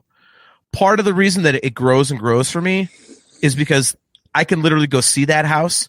I can drive like 35 minutes, and go see it. Like, and I can stand in front of it, like the actual place. I mean, tomorrow at work, like, they're judging Christmas like, let's have the, a funny Christmas outfit. Well, I have the head to toe bunny suit with the slippers. So guess who's going to work? I had a photo of that. That would be up on the screen right now so fast. Dude, it's happening. I've seen it, guys. It's horrific. Did you get the cops called on you by the homeowner when you decided to stand in front of their house and take pictures? No, I didn't do it in front of the house, but I will say this, like I have the official leg lamp too, like the most expensive leg lamp they make. And our neighbor called us yesterday to say, hey, we're going out of town for 2 weeks, just so you know, if you don't see us, like, whatever. And if you have family over for the holidays, let them park in the driveway. And they said, oh, by the way, the leg lamp is amazing. And the only reason I know that they were talking about that because my wife was talking to him, and all of a sudden I heard Steph start laughing. He goes, oh, he loves that thing. That's John's. I'm with the leg lamp. What's a major award? Could have been anything else in the house. All the way from Italy. Exactly. By the way, Shane, I will pull this up for Kale's benefit. Kale, Shane O'Mac says, bravo, slow clap, rebel bass. So, all right. So, Chastity. Pissing all over your nostalgia right there. I can go to the field for The Sandlot, but it's not my favorite summer movie. Being close to something doesn't make it super high on the list. There you go. I feel like now is a good time to bring up possibly an underrated Christmas movie then, based on her attitude. It's How the Grinch Stole Christmas, starring Jim Carrey. I need my wife on. From my childhood, so Underrated. I need my wife on for that. I had to specify it's the Jim Carrey version. It's not the animated one. Underrated. Yeah, the animated one will forever be underrated because it is beautiful and perfect and wonderful and like unfucking touchable. I don't think it's under though. I think everybody agrees with that point. So Yes. I couldn't put it on the list. That's that's in the honorable mention. Great, but not over or under. Visiting the Christmas Story house, Dave Hudek says, "You can go see where Dahmer lived too, you degenerate." Nice. All right, back on topic. Ouch. AJ, stay on topic. In a full bunny suit, no Right, less. Yes. Yeah. I'd pay for that. I really wish my wife was on or my stepdaughter. Like they swear by the Jim Carrey Grinch movie. Like to me, I have no feeling whatsoever. I'm like, okay, this is entertaining. The one thing I will say is that if you're going to do a live action version of Dr. Seuss, I don't know how you could get any. Oh, see there, look, there she is. There she is, my wife. Oh, she's so beautiful. Steph, we're talking about the Grinch. She says, Shane Waffles Hardy, see? That's what I try and tell John. Yes. All right, so you misquoted her. That is not what that says. And tell John. Look, man, she's watching TV in bed and somehow magically watching me, so I give her all the credit in the world. Yeah, I don't think there's a better Dr. Seuss adaptation than this one. I mean, Jim Carrey is the perfect person to recreate a Dr. Seuss character. I think the visuals are absolutely incredible. So yeah, I mean, you guys talk about it because I haven't seen it all the way through. I've only seen it bits and pieces here and there. So which means I will end up watching it with Steph while we're off for the next 2 weeks. But I mean, talk about this because I think I would agree that this is wildly underrated. My opinion is largely the same as yours. Like if you're going to do a live action version of a cartoon, especially a Dr. Seuss, book like that, usually JT, you and I both don't like the Jim Carrey era, like the Ace Ventura movies, for example, where he's a complete, cartoon character, really, right? The overacting. It's the one time where it works perfectly. This is absolutely who you need to be that overacting, ridiculous nonsense guy. This is like in Living Color era Jim Carrey to perfection. It's also the reason that they tried. You know what, guys? We could do a Cat in a Hat. Who are we going to get to play the cat? Mike Myers. Oh, that didn't work. We could try the Lorax. Who are we going to get to play that? I don't know, because I refused to watch that. But it was Danny DeVito. The Grinch? Yeah. It shouldn't be this funny. As serious as the book is supposed to be, and I know it's for kids, but as serious as the animated Christmas classic is, you give it to Jim Carrey and say, what do you want to do with it? And I don't think they set out, to put him through daily physical hell to be in that makeup. But every time he talks about getting training on how to endure torture to get through that movie and still have enough of Jim Carrey in there to decide, you know what I'm going to do today? I'm going to make fun of Ron Howard to his face. And he's going to think it's hilarious and he's going to put it in the movie. To take the movie in a totally different direction and let it be less of, I hate everything about this and I'm going to fuck with these people. In a way, it's the Grinch is just Jim Carrey, but who cares? Everything that we love about Jim Carrey, including, the comedic stuff he did with Ace Ventura, we love because of what he did on In Living Color with the physical comedy. And I still think he's one of the better physical comedy guys of the last 30 years, period, bar none. He can throw himself on the floor, and that is a lost art in most places. He's like a good version say of that like Chevy we've all Chase. seen it. It's definitely underrated because the people that have seen it. There. What did you say, Cale? I said he says we all owe it up to In Living Color, but I haven't seen that. That's out of my generation. I haven't seen it. You know, I still love Jim Carrey. He has transcended that stuff. True. Yeah. Well, I would say transcended, Kale, but I think if you haven't seen the In Living Color sketches, I definitely look them up on YouTube, because stuff like Fire Marshal Bill, and I mean, like, you could definitely see where his, I would say his overacting stuff came from. It's basically almost identical to Adam Sandler, like that career trajectory where Adam Sandler was like, you know, doing all the goofy accents and all that crap. And then, the first movie was like Billy Madison and stuff like that. And then it got a little more, it's still funny as it goes, but a little more serious and not as over the top. Like, it's basically like that. So, why has Adam Sandler seemed to set up a trend where one's good, the next one's terrible, the next one's good, the next one terrible? Because it doesn't matter. Do you know who earned the most He money? must have been raised on Star Trek movies. What I read was, that's fair. Well played. That's fair. I read Metallica records. You shut up. Hey, Kale will debate that all day long. You shut up. I'm looking forward to that. well, see, Kale, now you may have to come onto the fan hangout on Friday. We'll get Joe on, and you guys can debate. If only there were time. If only there were time. You have time. Stop it. I do not. So Miranda, he doesn't, John. We've already established this. He's in tomorrow now. Exactly. He's listening to the next album already. That's why his order is off. 73 seasons? Miranda says, great to see you, Miranda, by the way. Says, I think he redefined the Grinch. He became the Grinch everyone copies and recognizes as the character. You know what? I actually completely agree with that. Dave, yes, there is a debate. Justice, not puppets.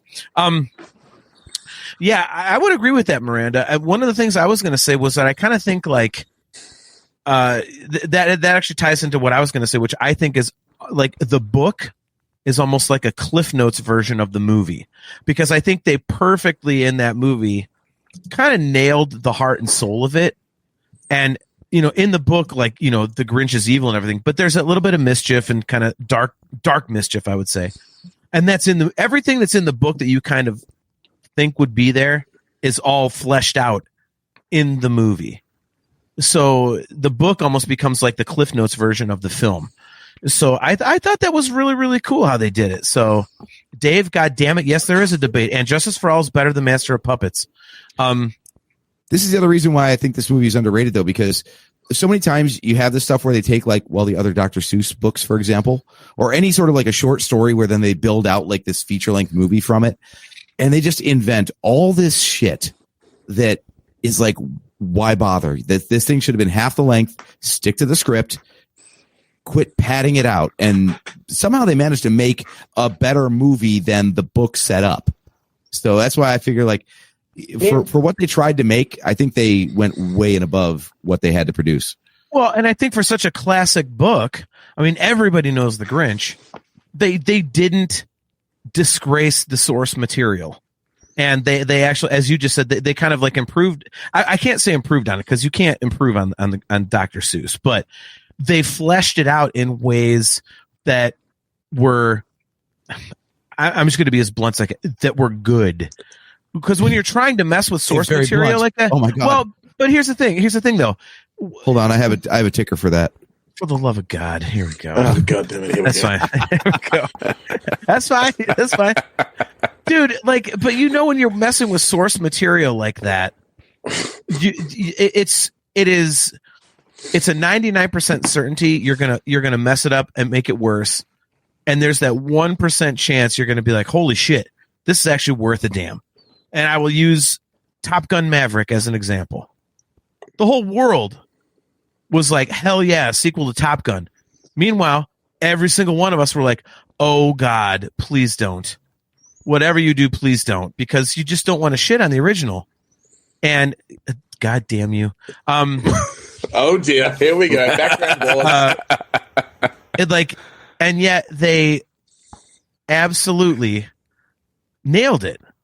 So, I mean, they actually did a great job. They made additions to that canon. They made it. What am I even looking at now? Like they actually made it good. It was actually something that palatable, and I think it added a little something to the lore of the Grinch. So, but that's exactly the thing. I think Jim Carrey takes it in exactly the right direction. He knows the source material well enough that it's like, hey, I think the Grinch would do this. This is just me reading into the thing. This is what I think we would do next. And it works. He's not just being, I'm Jim Carrey, this is what I think's funny, let's do this. It's like, I'm Jim Carrey, this is the Grinch, between the two of us, this is where we're taking it. Right. He's not a bad guy. He's just been wronged a few times. And you know what? I'm going to mess with you. Thing. Yeah. Yeah. And then that moment when we realized that Cindy Lou Who is now the singer of The Pretty Reckless. Dude, isn't that crazy?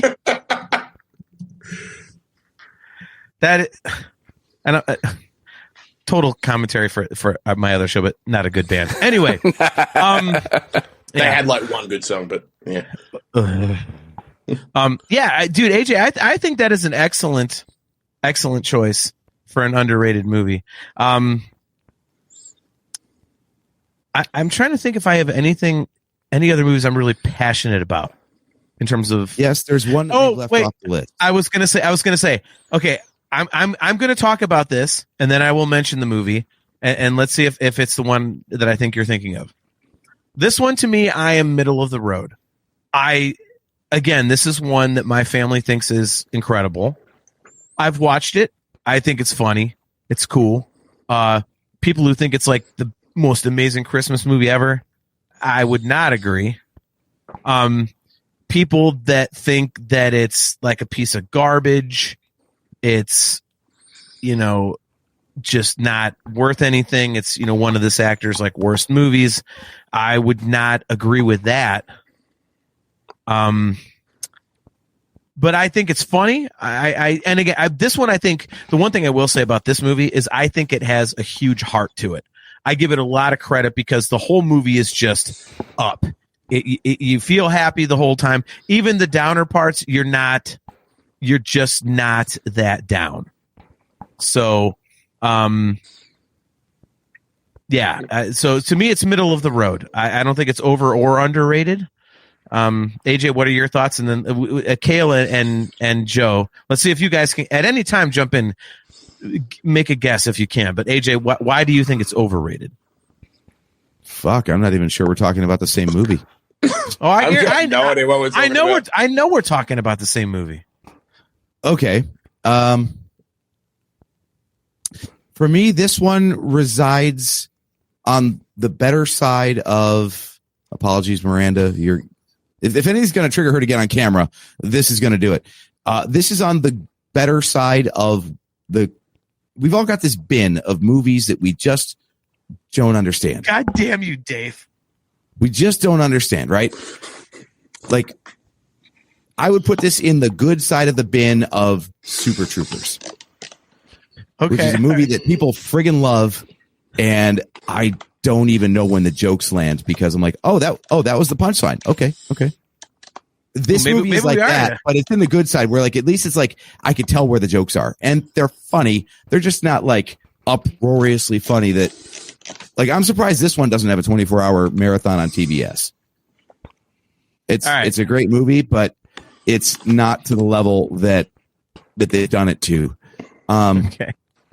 By the way, Dave Hudek's guess for this movie is Falling Down. What? What? Dude, Dave is one of like he's easily one of the top 2 or 3 funniest people I've ever met. I can't, dude. Imagine being in a band with that guy for 10 fucking years. Oh my God, it's I'm so glad I wasn't the lead singer in that band because there's no way I could have gotten through shows with him. Oh my God. Anyway, all right. So, Kale, Joe, do you guys have a guess as to do you have a guess as to what movie we're talking about? And AJ might be talking about a different movie than I am, but we are talking about slightly. One of you is talking about Gremlins. I'm not sure who. That is not what I'm talking about. No, we have actually we covered Gremlins earlier. We said it's not actually a Christmas movie because it takes place at Christmas, but Christmas has the only bearing Christmas has on the plot of Gremlins is that the Mogwai is a Christmas present. If it was a birthday present, it would still be the same story. So doesn't the whole thing end up in a toy store? Or am I thinking of the second one? That's the second one. It's like that high rise or whatever. Yeah. Okay, so the second one's more Christmassy than the first one. All right, so it's not Gremlins. Next guess, and then we will tell you what we are talking about. Yeah, I got Silent Night, Deadly Night 2. There was a first one? There's been 5 of them, I think. Oh dear. You should do a horror movie podcast, Joe. Yeah, it's on my list. You can't do much better than wide eyes at the camera. Garbage Day! Nice. I know we're not talking about the Star Wars Holiday Special because I'm pretty sure we signed a contract saying we can't. That doesn't exist. Revisionist history. We're banned. We're talking about Rashi and discharge. Here's the grand reveal. I can put that shirt on if you want. Please do. Off you go. That is not it. There it is. Oh, that one. That one. Agreed. There it is. Agreed. Fully agree. 100%. Here's the deal. I'm sorry, John. I can't stop. For the benefit of our audio viewers, we are talking about Elf. AJ, thank you. One of us had to do it. Will Ferrell is funny when he is a character in a scene or he is playing a role in the overall plot. When you put the entire crux of the movie on his shoulders and just let him be loud. I'm not even letting him finish that because of Anchorman and Anchorman 2. Fuck I was you, literally about to say Anchorman. What? And dude, Blades of Steel or Blades of Glory, Blades of Steel. There we go, video game reference. Dude, Talladega Nights. I mean, come on, Joe. All right, Joe. When you have reconsidered your blaspheme, you can come back. All right, you can come back. Seriously, Feel Joe? proud of yourself? He is not in the Chevy Chase category. He is in Elf. Ooh. I can give you that. In that film, yes. I'll give you that. Actually, you know what? I can't be an ass. I'll give you your opinion of him as a whole because I did shit on Chevy Chase as, you know, in the same exact vein. So maybe he's one of those guys that you just don't find funny. In Elf? No. And I realize how my point could be misconstrued. I'm a huge fan of Anchorman. I'm the jury's out on Talladega Nights in my brain, but Elf, I cannot stand it. I cannot. Oh, you just stand really it. pissed him off there. I can't stand Elf. No, I will leave the room. I will leave the house. I'm great seeing everybody for the holiday, but if you're going to sit here and watch Elf, I can find something else to do. Something else? Wow. Dude. I mean, I don't like it as much as it's hyped up to be, but I wouldn't say it's that bad, Joe. Jeez. Overrated. I don't like it. I think Shane O'Mac kind of nails it here. He says Elf is a modern favorite, but not an overall favorite. I think that's a good way to phrase it. Not modern anymore, though, is it? No, that's dude. That's. I mean, you were probably what, less than 10 years old. I definitely would have been. Less than. I'm just 6. looking at the release date. Yeah, November 7th, 2003. So we're looking at a 22-year-old movie here, people. So you were what? 4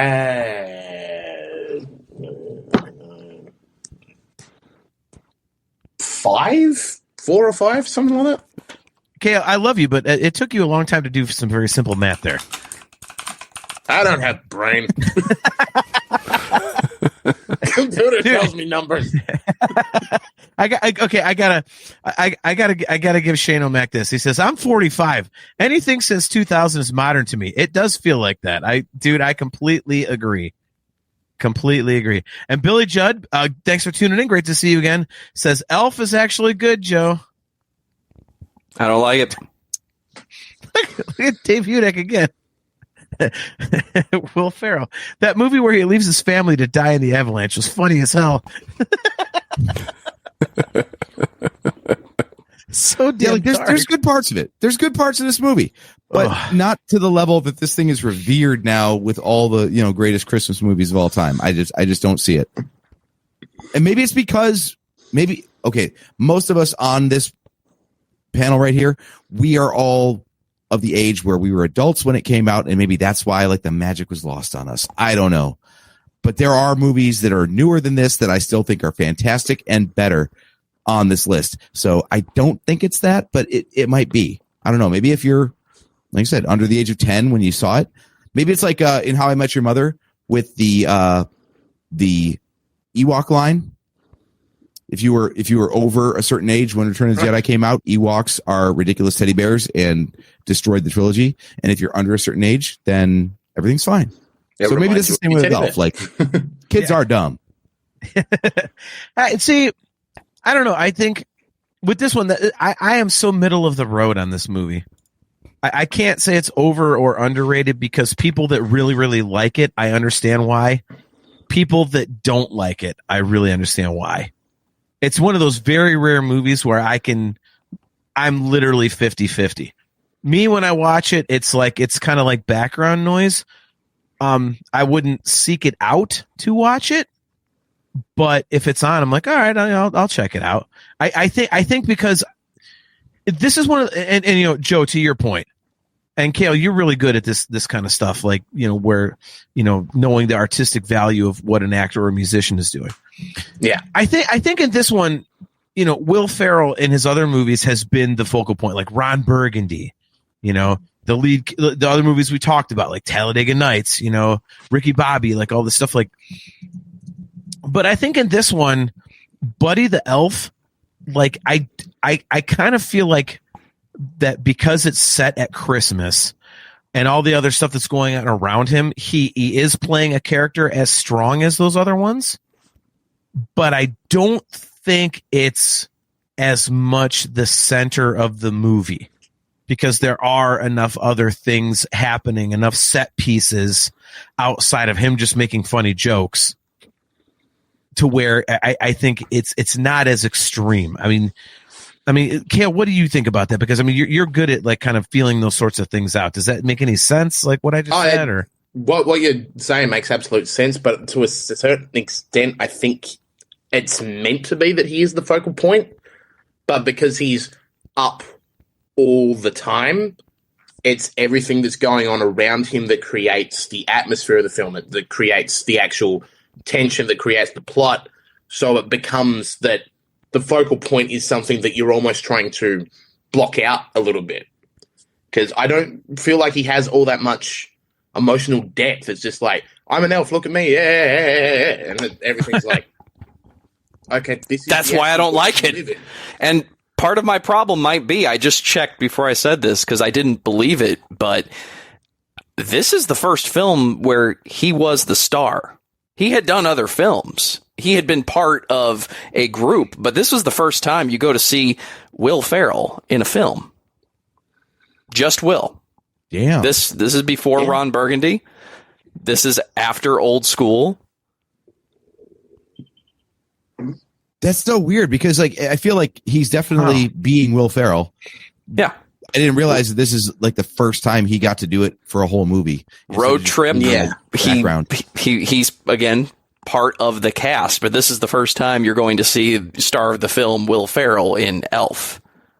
So he's also in this movie. He's like the only one who's funny.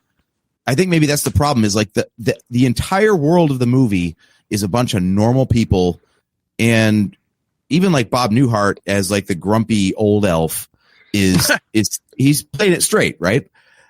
Yeah. So Will Ferrell is the only one doing goofy shit in an entire movie. So rather than being like, oh, that's the punchline, it's like that whole character doesn't fit this world like at all. And I know that's kind of the point. It's like he's in New York and it's whatever. But even at the North Pole, he doesn't fit even with the other elves. And that's weird as shit. Well, but wait a minute though. Wait a minute, because he's not an elf. Like he's a grown human man. Like I think that's why it kind of works, because like and I'll compare it to the Jim Carrey movies where he's just, Ace Ventura, which is like, I mean, you want to talk about one of the least funny pair of movies I have ever seen, because it's just one guy acting like a complete fucking jerk while everybody else around him is just watching him vamp. It's like, okay, that's not funny. That's just, it's not like, ugh. But in this context, and Will Ferrell, as the center of movies, he does those things, but he's understated. He's a character that can blend in at least with the other characters in the films. Like the Anchorman stuff is a perfect example. Mm-hmm. But I think, with Elf, the fact that he is supposed to be an elf from the North Pole, and it starts out where he's this like 6 foot tall guy among all the actual elves. You're like, oh, that's kind of ridiculous. And then he's an elf in New York City. Oh, that's kind of ridiculous. So you expect it to be ridiculous. So I think that kind of takes the edge off when he's a complete and total goof, because he doesn't actually belong in either world. And so the overacting and the over the top stuff, it's kind of expected as opposed to something like Ace Ventura, where it's like, here's this murder mystery, and then you've got this guy doing this. Like, what the fuck is that? That was good. It's not funny. Give that man a round of applause. Joe, you've got the tools, you've got the technology. I want a GIF of that. No, dude, it's terrible. Like, I'll take care of it. That's kind of the point, though. Well, I know, but it's not funny. Whereas I feel like what Will Ferrell's doing in Elf is funny. Yeah, but that's kind of also the problem, though, is that he's always at least attempting to be funny. And I think in its 2-hour runtime, it never gets into an actual emotional groove. There should be actually something that changes him. He is the same character going in that he is coming out. Okay, and that kind of bothers me. That's an interesting point. Like, again, to me, this is a middle of the road, so I don't have it over or underrated. That point, Cale, I think I would disagree with you on, because I think I don't think there needs to be a change with his character, because I think his character is there, like, he's so up, and he basically is like the spirit of Christmas, to where he's there to bring everybody else up. Like his, actual father or whatever, like to break, okay, quit being a curmudgeon, like get into Christmas, yada, yada, yada. Like, I think Buddy is there to just be Buddy so that everybody else kind of gets on board with his outlook. So I don't think this is one of those rare movies where I don't think you need a progression. I think I think where he's concerned, he's there as the whole, hey, this is what Even Christmas if it's is not about. a full progression, though, I feel like it needs something. Okay. All right. There should be a moment in the middle where it's like, oh, I suppose this isn't really working, and then resolves, okay, this is how I get on their level, this is how I get in there, and then start being Buddy, Okay. No, I can't disagree. Like I say, I'm middle of the road on this one. I think that's a good point. Yeah, no, I think you both have good points. Like, you're right, JT, to your point. Like, he's supposed to be Buddy. He's supposed to remind all these people who've forgotten. They have no Christmas spirit, right? That's the whole point. That's why Santa gets stranded at the end in Central Park. So Buddy's there to remind everybody else what they've forgotten about Christmas. But it would be nice if he took something away from them as well, instead of just being like, well, there was never a problem with me in the first place. I'm glad I fixed all you people. Bye. But so that's my issue, is like, as a character, you're right. He's very one note. And I think he could, it would be nice to say that the other characters he came across also had some redeeming qualities that imprinted on him, instead of just them getting along with his eccentricities. But don't you think there's really no way to do that? Because it's almost like, he's there, like I say, you need to be on my level, man. Christmas is amazing. Just be awesome to everybody this time of year. I mean, what's he going to get from the rest of them? They're going to be like, yeah, we love Christmas. Hey, buddy, you should have a checking account. Like, you should have a car loan. Like, I mean, that's the whole thing is like, everyone's like, Jesus, is this kid ever going to grow up? Like, he's a middle-aged adult acting like a teenager. And I get that, but I don't know, maybe he could find a way to still be Buddy, but not be in perpetually like 9 years old. It's a fish out of water story. It's been done before. Another actor would have done it not the same way, but in this, on that day, at that time, Will Ferrell's the star of the movie. There's an entire era of Will Ferrell's comedy, which is just be the loud, extreme, intense guy. And if you do that for 10 minutes, it goes somewhere. And for me, if you do that for 90 minutes and it never stops, I get tired of it. And I don't think it's funny because at that time, John, you made fun of Ace Ventura earlier, but it's the same joke. Some of Jim Carrey's best jokes are the ones he does silently, but he makes an absurd thing happen. And at this point in his career, Will Ferrell's comedy was be loud, be intense all the time. Same thing happened with Adam Sandler at one point. So just on this day, at this time, you give me Elf, I'm like, it's not funny, guys. I don't like it. It's overrated. Joe, I think you've hit on something right there. Because like you said, this is the first time he was like the main star of the show. And I think he was still doing his supporting character bit of being the cartoon for a whole movie instead of in like the small doses where it was funniest. It's Frank the Tank. You can't make a movie of Frank the Tank. But when he pops in and out of Luke Wilson's movie, it's funny. Yeah, when he shows up in Jay and Silent Bob Strike Back and he's doing the SNL shtick of, all right, I'm here and I'm in control of the situation, and are we sure that that everything's over there? Okay, everything's good? Okay, I'm going to leave now. Give me Bruce Dickinson the movie. What the fuck? I want a full movie of cowbell. Oh my God. I have to sit lower now. It's too good. There you go. There you go. Kale, for Halloween, please just be Zordon one time for me. That is all. We don't really do it that much over here anymore, man. It's okay. It's okay. It's had its time.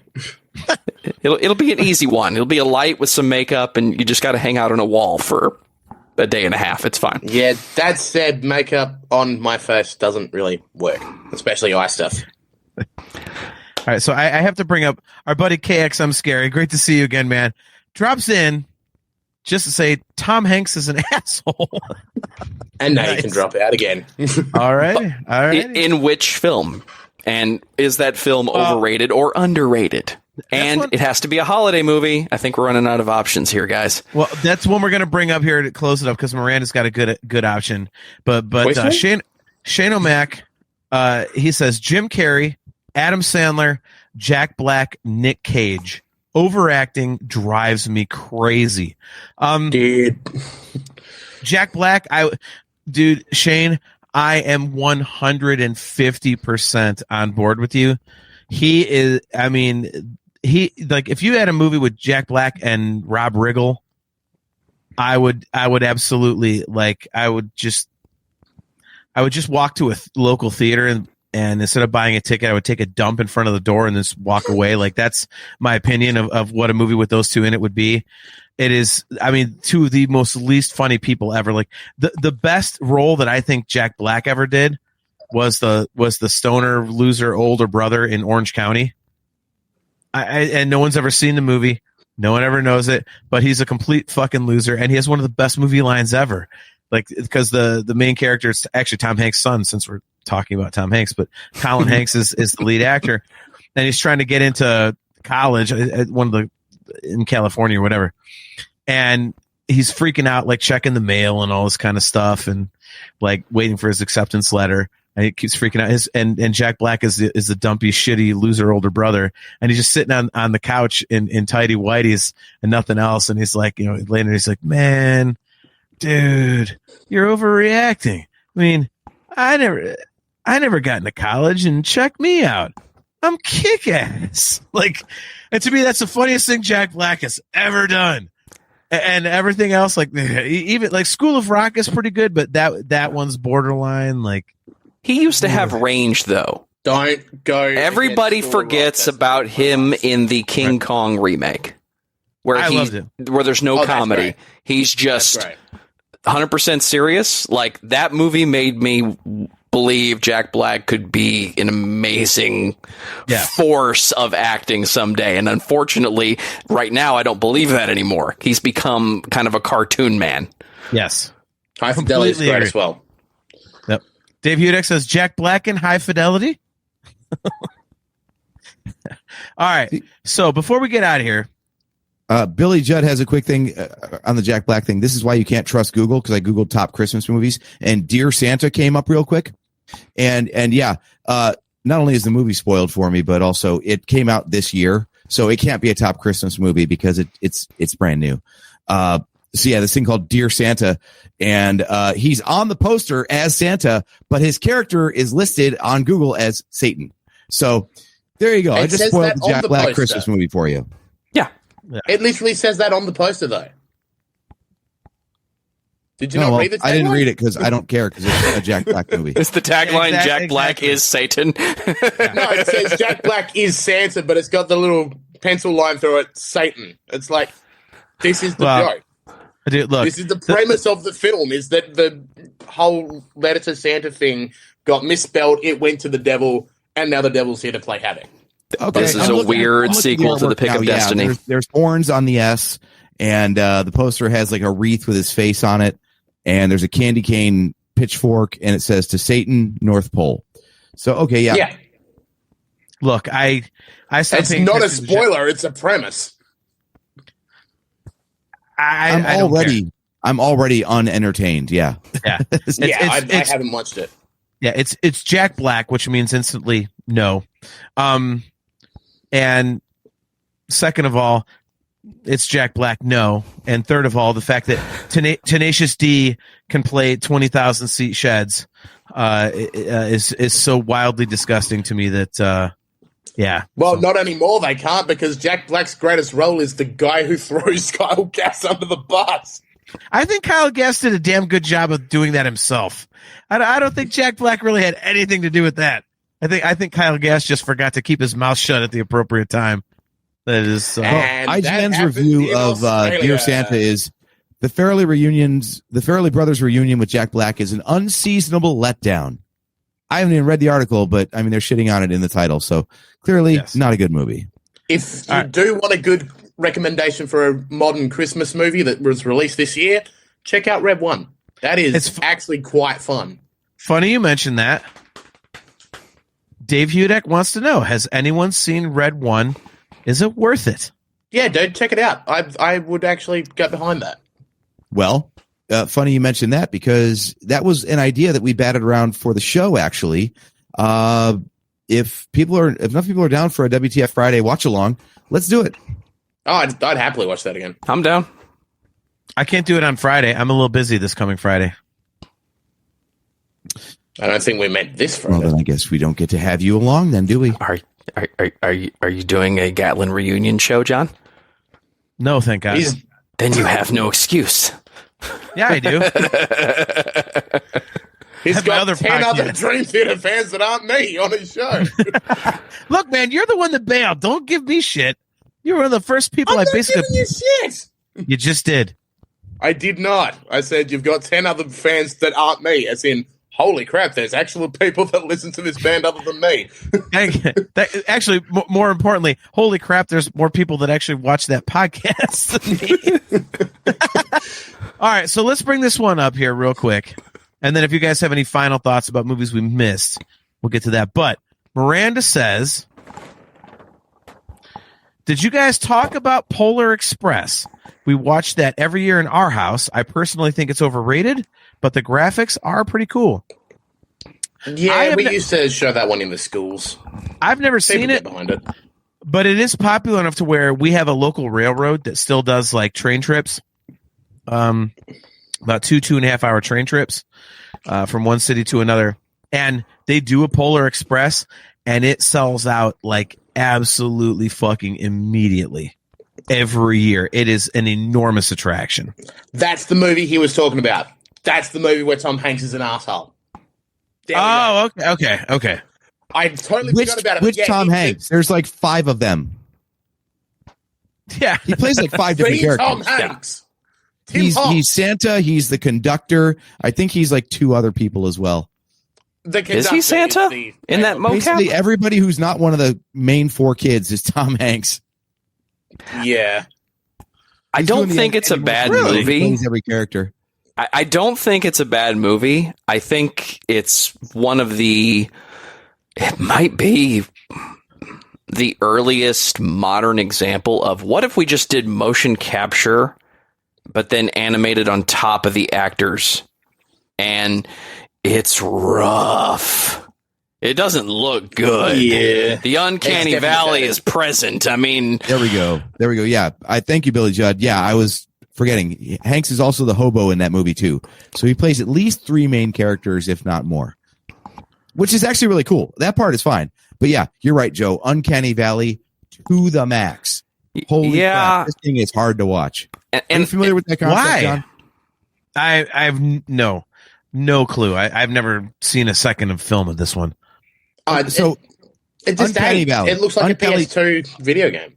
Right. Uncanny Valley as a term means there is a place at which something is close enough to reality that we expect it to look natural, but it doesn't do it convincingly, and it's unnerving. So like cartoons, fine. You look totally weird and not like a human being or whatever. That's fine. The closer to reality you get, the more we buy in, and then it gets to a point where it's close enough to reality. We expect it to look like reality, but it doesn't. And there's that weird gap there between reality and what we're seeing on screen. And this is that. Like Joe said, they did like motion capture and they tried to make it look realistic, but they also tried to follow the style of the illustrations in the book. So shit is just weird enough while still trying to look like reality that it creeps people out. Yeah. They could probably take the same motion capture and just give it to today's CGI artists, and it would probably look just fine the way it is. But it's the same. At times, it's the same quality as Monster House, and I like that film for what it is. But it's still like, okay, guys, so you have a green screen.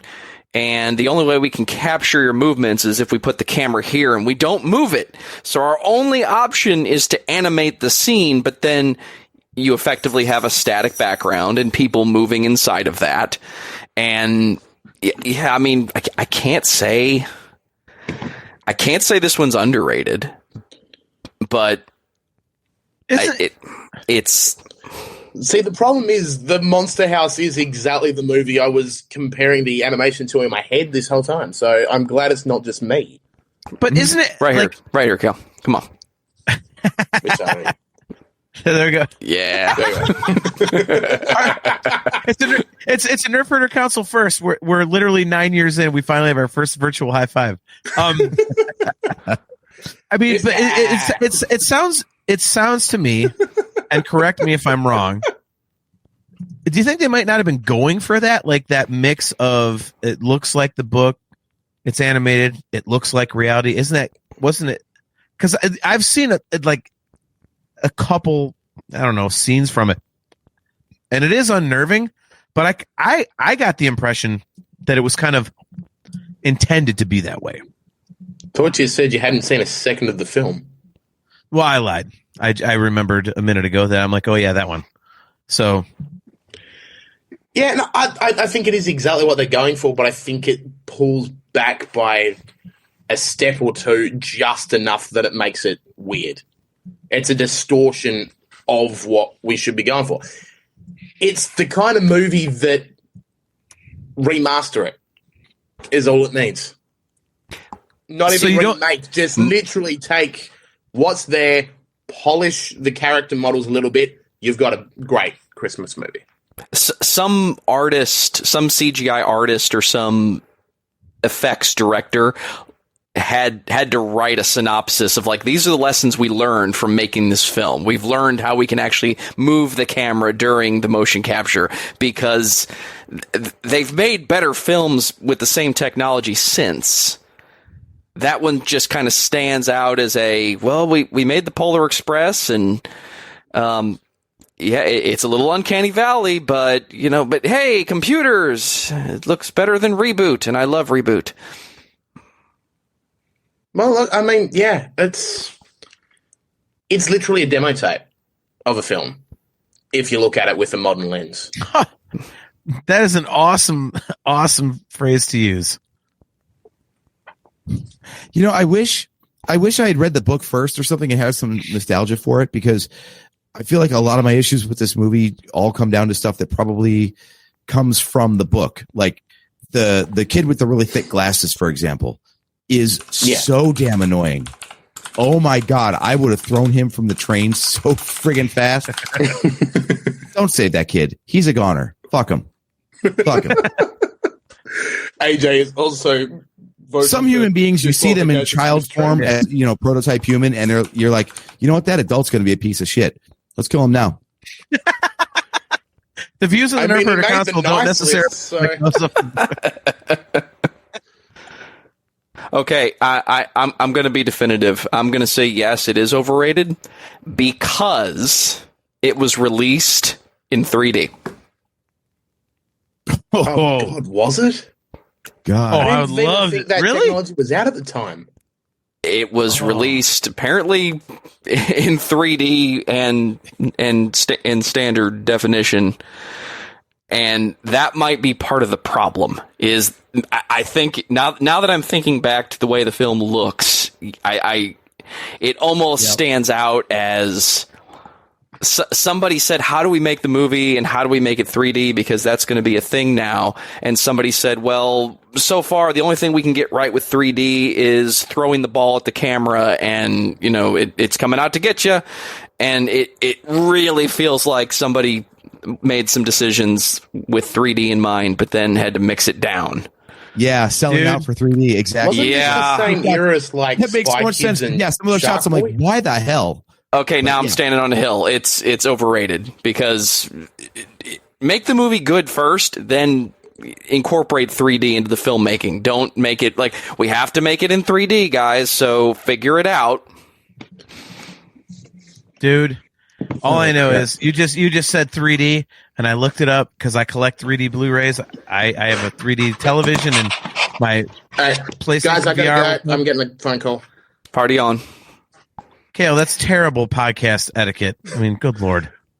Look at that guy. You have a 3D TV, John, but do you have to wear the glasses with it? Yes. But in my PlayStation VR headset, I do not. And because the VR headset is the glasses. Joe, shut up.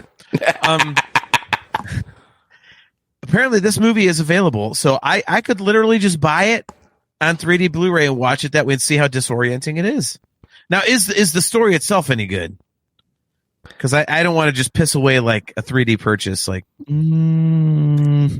The answer to that question, John, is it is a film made for children. Do you remember those like weird primetime public TV Christmas specials from the 80s that were like 20 minutes long, and it was a weird story about a guy and taking kids to the mall to play with Santa? Was that just me? There were a lot of those, but the point was like, it's Christmas time. That's kind of what the Polar Express is to me. It's all right, kids, it's Christmas. It's got some good some good moments. There's a scene involving a frozen lake. I won't spoil for you. I do like it overall, but it's definitely on my overrated list.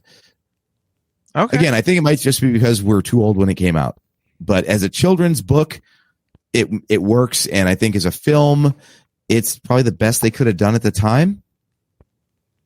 I think a remake might be in a thing that would improve it. I don't know. All right. Well, Kale's back. Let's give our final thoughts. We've been at this for 2 hours, which is longer than we normally go, so this is awesome. First of all, Kale. Sorry, Mum called. You got to answer when Mum calls, otherwise, True. you're the bad son. Yeah, we didn't ask. So Well played. Well played. yeah. So Kale, first of all, thanks for jumping on, man. Joe, thanks to you for jumping on. Final thoughts. I will start. We'll go around the horn. We'll go Kale after me. Yeah, most overrated to me will always be Christmas Vacation, and it breaks my heart because my good buddy Dave, who thank you for hanging out tonight, Dave. It's amazing to virtually see you. We'll get together very soon, as we talked about recently.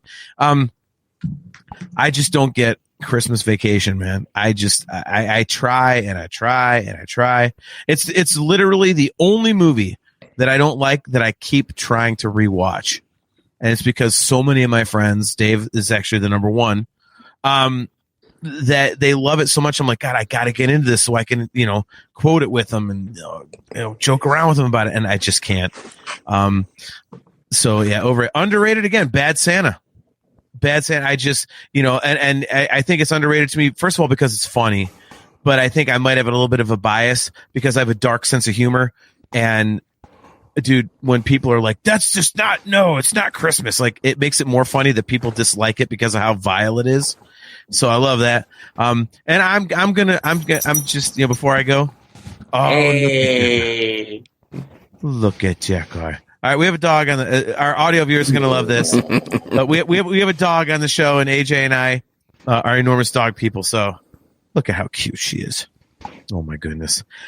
So yeah. Anyway, back to our regularly scheduled programming. Yep. Yeah. I'm just going to stand up again for Christmas Story. Love that. But most importantly, A Christmas Story Christmas. If you like A Christmas Story, I think you will like A Christmas Story Christmas. I will give you this. It does start slow. When I first saw it, I was like, this is really not good. But it picks up as it goes, thank goodness. So just make sure to watch it through. And I will say, AJ, this year it hits a little different because, the whole crux of the story is the old man dies. And I watched it the other night, and I was sitting there drinking a beer, and I was like, the voiceover, nothing in life will prepare you for the death of a parent. I'm like, ooh, yeah. Boy, ain't that the truth, Ralphie. All right, let's get to some leg lamps. But yeah, I think it's great. Like I say, it does take a bit to get into, but once it gets rolling, it has the spirit. I think it's an excellent sequel. It's not nearly as good as the first, but once it gets rolling, it has the spirit of it. The humor is there. It's got, the fan service, and it's just a fun movie. So those are my thoughts. So, Kale, final thoughts, overrated, underrated, favorite Christmas, whatever you want to talk about real quick. Honestly, as much as we like to say something's overrated, something's underrated, that we want to push one to the side, that we want to bring one into the spotlight, it's Christmas, man. It's about doing what you love. It's about feeling good about yourself. And you know what? If something that we've said that we love doesn't hit for someone, or something that we've said we don't like does, go for it. It's Christmas. Enjoy it. Personally, I'm not a fan of Home Alone. You might be. Go for it. My opinion does not change yours. So have at it. Love it, man. All right, Joe. New traditions, old traditions. It's the holidays. You got to have a good time. If you watch the Peanuts Christmas like I do, Charlie Brown Christmas, then you know what it takes to get into the spirit of the season. And I think that's the most important thing. Is it's supposed to be a celebration. It's supposed to be about good vibes. And yeah, you just got to do the right thing. So underrated, overrated, watch the movies you like and watch the new ones too. Even watch the ones you don't like, because what you might have a tradition to sit down and watch The Grinch, and that has to happen. But if I don't get Violent Night every December for the rest of my life, I'm going to have a bad time. Thanks, John. And in that exact example, if you do watch The Grinch every year, why not try the Benedict Cumberbatch one this year? Mix it up a little. All right, Get out of my there you house. go. I'm not in your house. You're in mine. No, you're in our house. You guys are in First our rule, high five revoked. Yeah, high five removed. All right, AJ.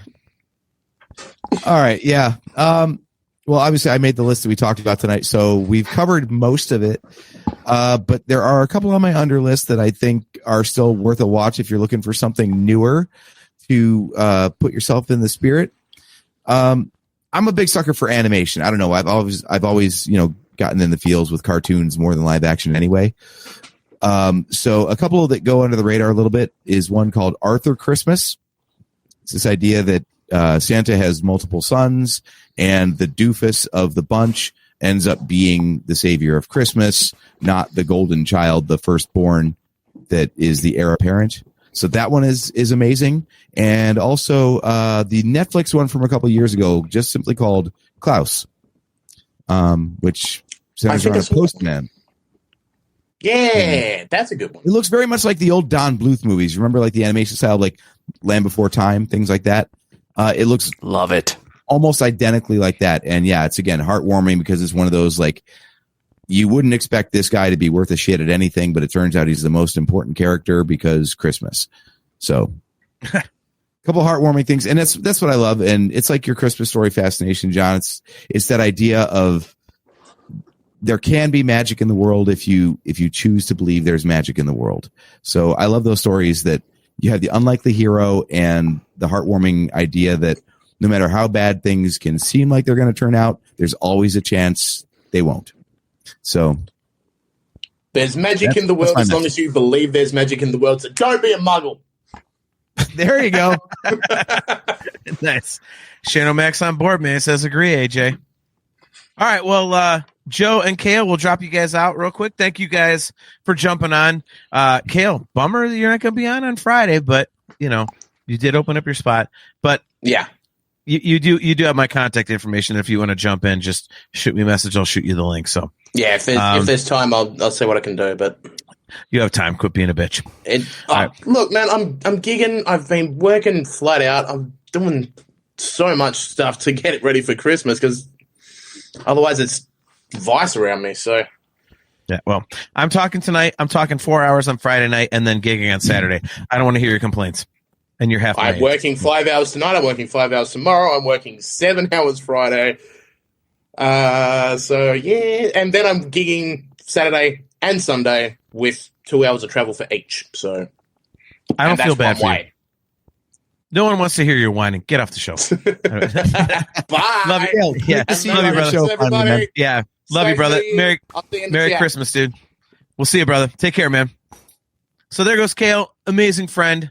He is literally the very first viewer / fan, whatever you want to say, of my music podcast, Talking Into Infinity. So love him. Joe, as always, man, thank you for coming on. Dude, it's always excellent. You have amazingly intelligent commentary, whereas I don't. So you mix well with AJ. And I mix in a little bit of stupid, and it's that special stew that only the Nerf Herder Council can provide when you're around. So appreciate you, man. Well, thanks, guys. Check out the Fright Lab and Dr. Scott and the Dammit Janets. It's awesome. I love you, man. Merry Christmas, dude. Merry Christmas. All right, take care, brother, man. Man, so there we go, dude. And then there were two. Yeah. Boy. That was fun as hell, man. Shane O'Mac, Merry Christmas. Dave, obviously Chastity, all you guys. Circle J, Aaron Taft, Billy Judd. Oh man, dude, it's a very emotional time for me right now. This is, tomorrow I basically have what equates to a half day, and I am wearing my bunny suit to work. So I'm doing that. And nothing else, right? I wish I could say so, but but no, yeah. So I'm doing that tomorrow. I'm taking my team out to lunch. It costs me a couple $100 every year. It keeps getting more and more. They always try and pitch in, and I'm like, no, I get them out of work early, get them started on their holiday a little bit early, and let's just hang out as a team and be people instead of coworkers. And so that's cool. Man, what a fucking year. What a fucking year for us. It's, if we could talk for just a super quick second about personal things, it's been an insanely heavy year for me. You and I have talked about this. We actually, a couple weeks ago, our family gets together every late November, sometimes early December. And we're Italian, and so it's been a family tradition for years and years to make Italian sausage. And we all get together and make sausage together, and we can pick our own recipes and stuff. And we mix on Friday night, and then we stuff on Saturday morning. And AJ and I hung out after Friday night. We mixed and everything, and just went out to a bar and bullshitted for 2.5 hours or something. And it was one of the best times I've had this year, man. You and I don't. As much as we do this show together and we do see each other, we don't ever get to just sit there and bullshit and just hang out, just you and I with nobody around and nothing to do. It's just you and I bullshitting, and that's what we got to do. And both you and I have had a heavy year. I can't speak to yours, but I consider every year to be a very good year. This one for me was just I'm emotionally fried.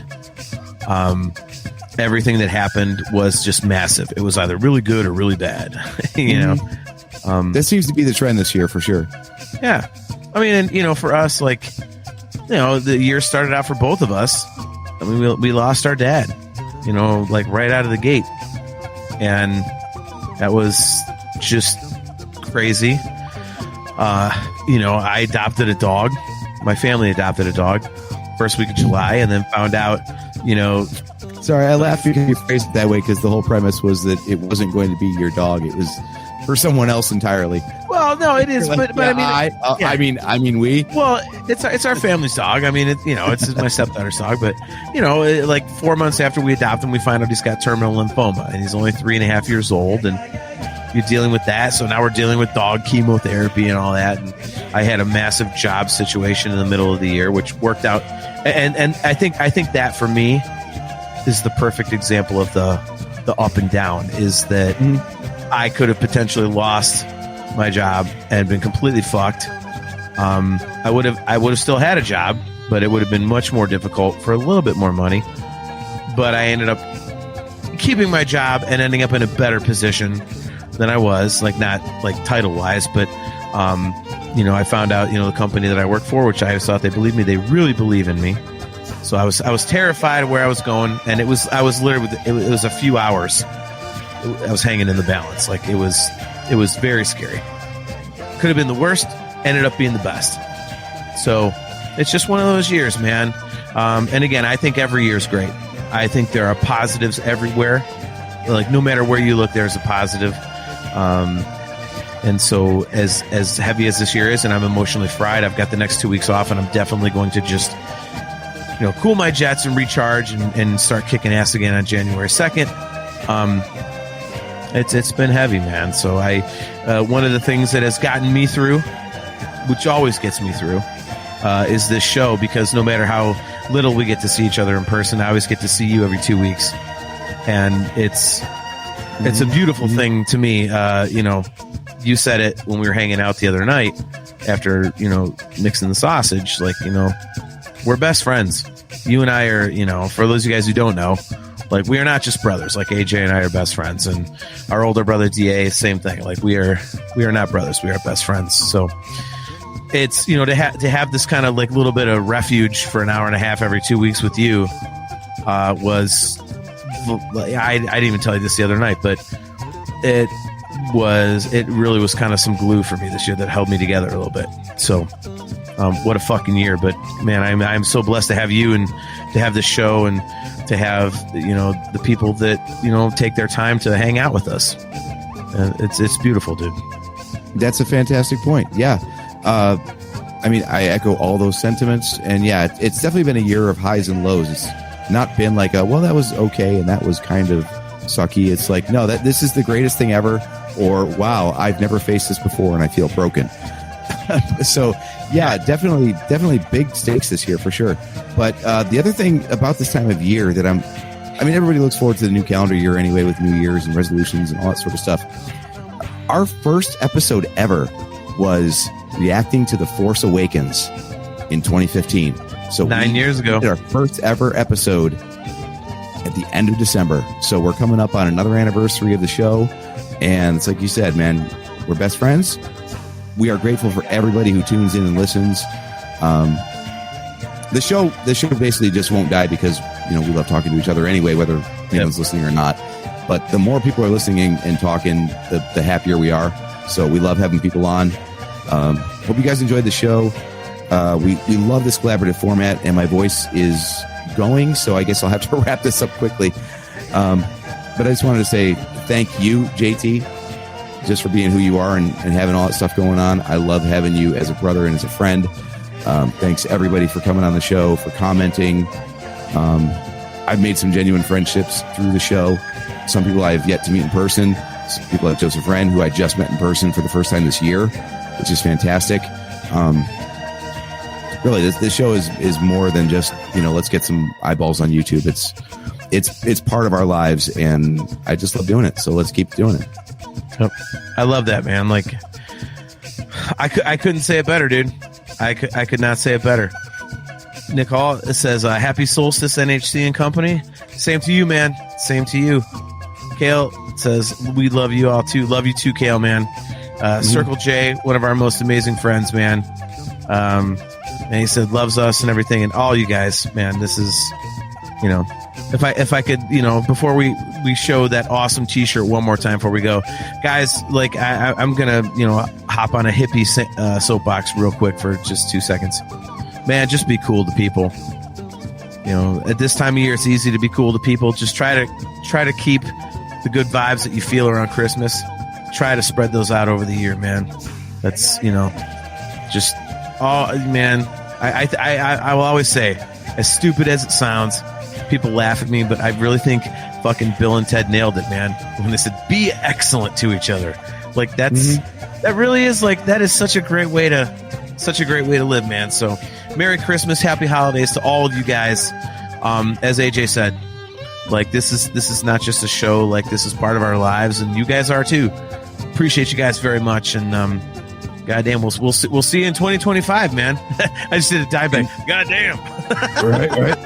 And just to throw one last thought out there for anybody, I know this time of year can be hard. If it's not a good time for you, lean on your circle, because we both had our people this year that really got us through it. So if it's not one of your good times, make sure you lean on somebody, because I'm sure you've got people that want to be there for you. So let them do that.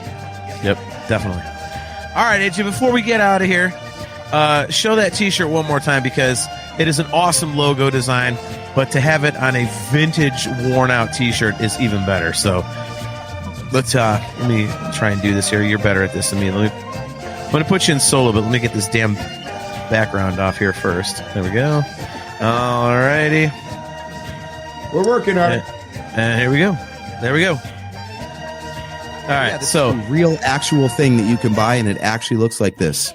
Like I said, if you want a special color or something for the design, let me know. I'll put it up there, and I will make sure it gets pulled as soon as you order it. So it's a truly one-of-one bespoke design. But in general, we have a new sequel trilogy-inspired Star Wars logo for the Nerf Herder Council.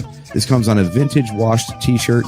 If I can get it up close here on the camera, you'll see that like the seams and everything are all very well worn.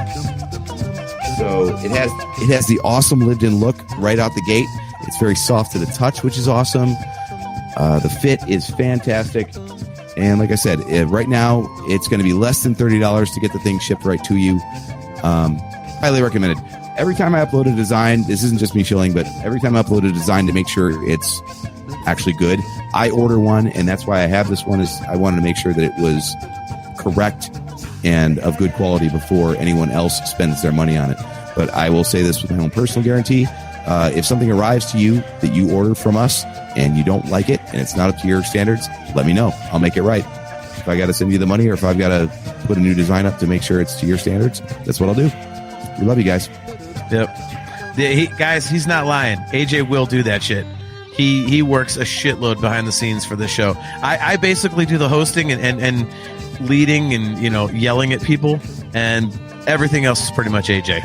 So he really busts his ass at this stuff. So yeah, AJ, again, that looks great. I'm definitely buying, because I love those types of shirts, and they actually fits with my wardrobe, with like black jeans and, you know, the kind of, you know, I could wear that as a stage shirt, which, you know, behind the scenes, I'm buying those specifically for stage shirts. Yeah. All right, well, let's get out of here, man. I think we've shilled enough. I think we've been lovey enough. Guys, once again, thank you so much for tuning in to another episode of the Nerf Herder Council. As always, we are brought to you by Audible. Go to audibletrial.com/NHC for your 30-day trial and a free audiobook download. If you guys are watching on YouTube, either on our page or that of the Virtual Cantina Network, don't forget to click the like button and the subscribe button and the notification bell so that you are notified every time we go live. If you would like customizable Nerf Herder Council swag, as we just showed you, go to shop.nerfherdercouncil.com. If you would like some awesome Virtual Cantina Network gear, just go to tpublic.com/user/virtual-cantina. Guys, we are live every other Wednesday at 8 p.m. Eastern Standard Time. Our show schedule, however, is a little bit jacked up due to the new year and whatnot. Our next show is going to be on Wednesday, January 8th at 8 p.m. Eastern Standard Time. So it'll be we're going to have, it's a 3-week break. Not a 3-week break, but Jesus, I'm getting tired. We'll be back in 3 weeks. Look at Kale. Yeah, Kale, only you and I will get this. Carpe Diem. Very well played, Kale. Nice. So there we go. Yeah. Stay glued to our socials, though, because I just need to make sure that I'm available before we do that watch along. But Red One watch along this Friday on WTF Friday is the plan. But the announcements will go on our Facebook and on our Twitter. So make sure you're following us on there. There you go. So, guys, a very Merry Christmas, a Happy Hanukkah, whatever holiday you guys celebrate. God bless all you guys, man. Hope you have an awesome holiday season with all of your friends and family. May all the best wishes fall upon you guys in the best possible way. We will see you guys in 2025. So, obviously, Happy New Year. And, man, another year in the books, AJ. Our 9th year. Next year when we do this, it'll be a decade of the Nerf Herder Council. So, man, love you guys. Much appreciated. Until next time, I am your host, JT. I'm still not sure how to sign off since I don't give a shit about X anymore. Or Twitter. Like, I'm your host, JT. Fat Italian guy. Check out Talking Into Infinity on Friday at 7:30 p.m. Eastern Standard Time. He is AJ. I'm still at Drake Adams 579. I'd be friggin' shocked if I hear from any of you, but doesn't matter. Hey, be safe. Have a good time. Hug your loved one. Let them know that they mean that much to you. Have a great time, and we'll see you in the new year, guys. Love you guys. See you next time.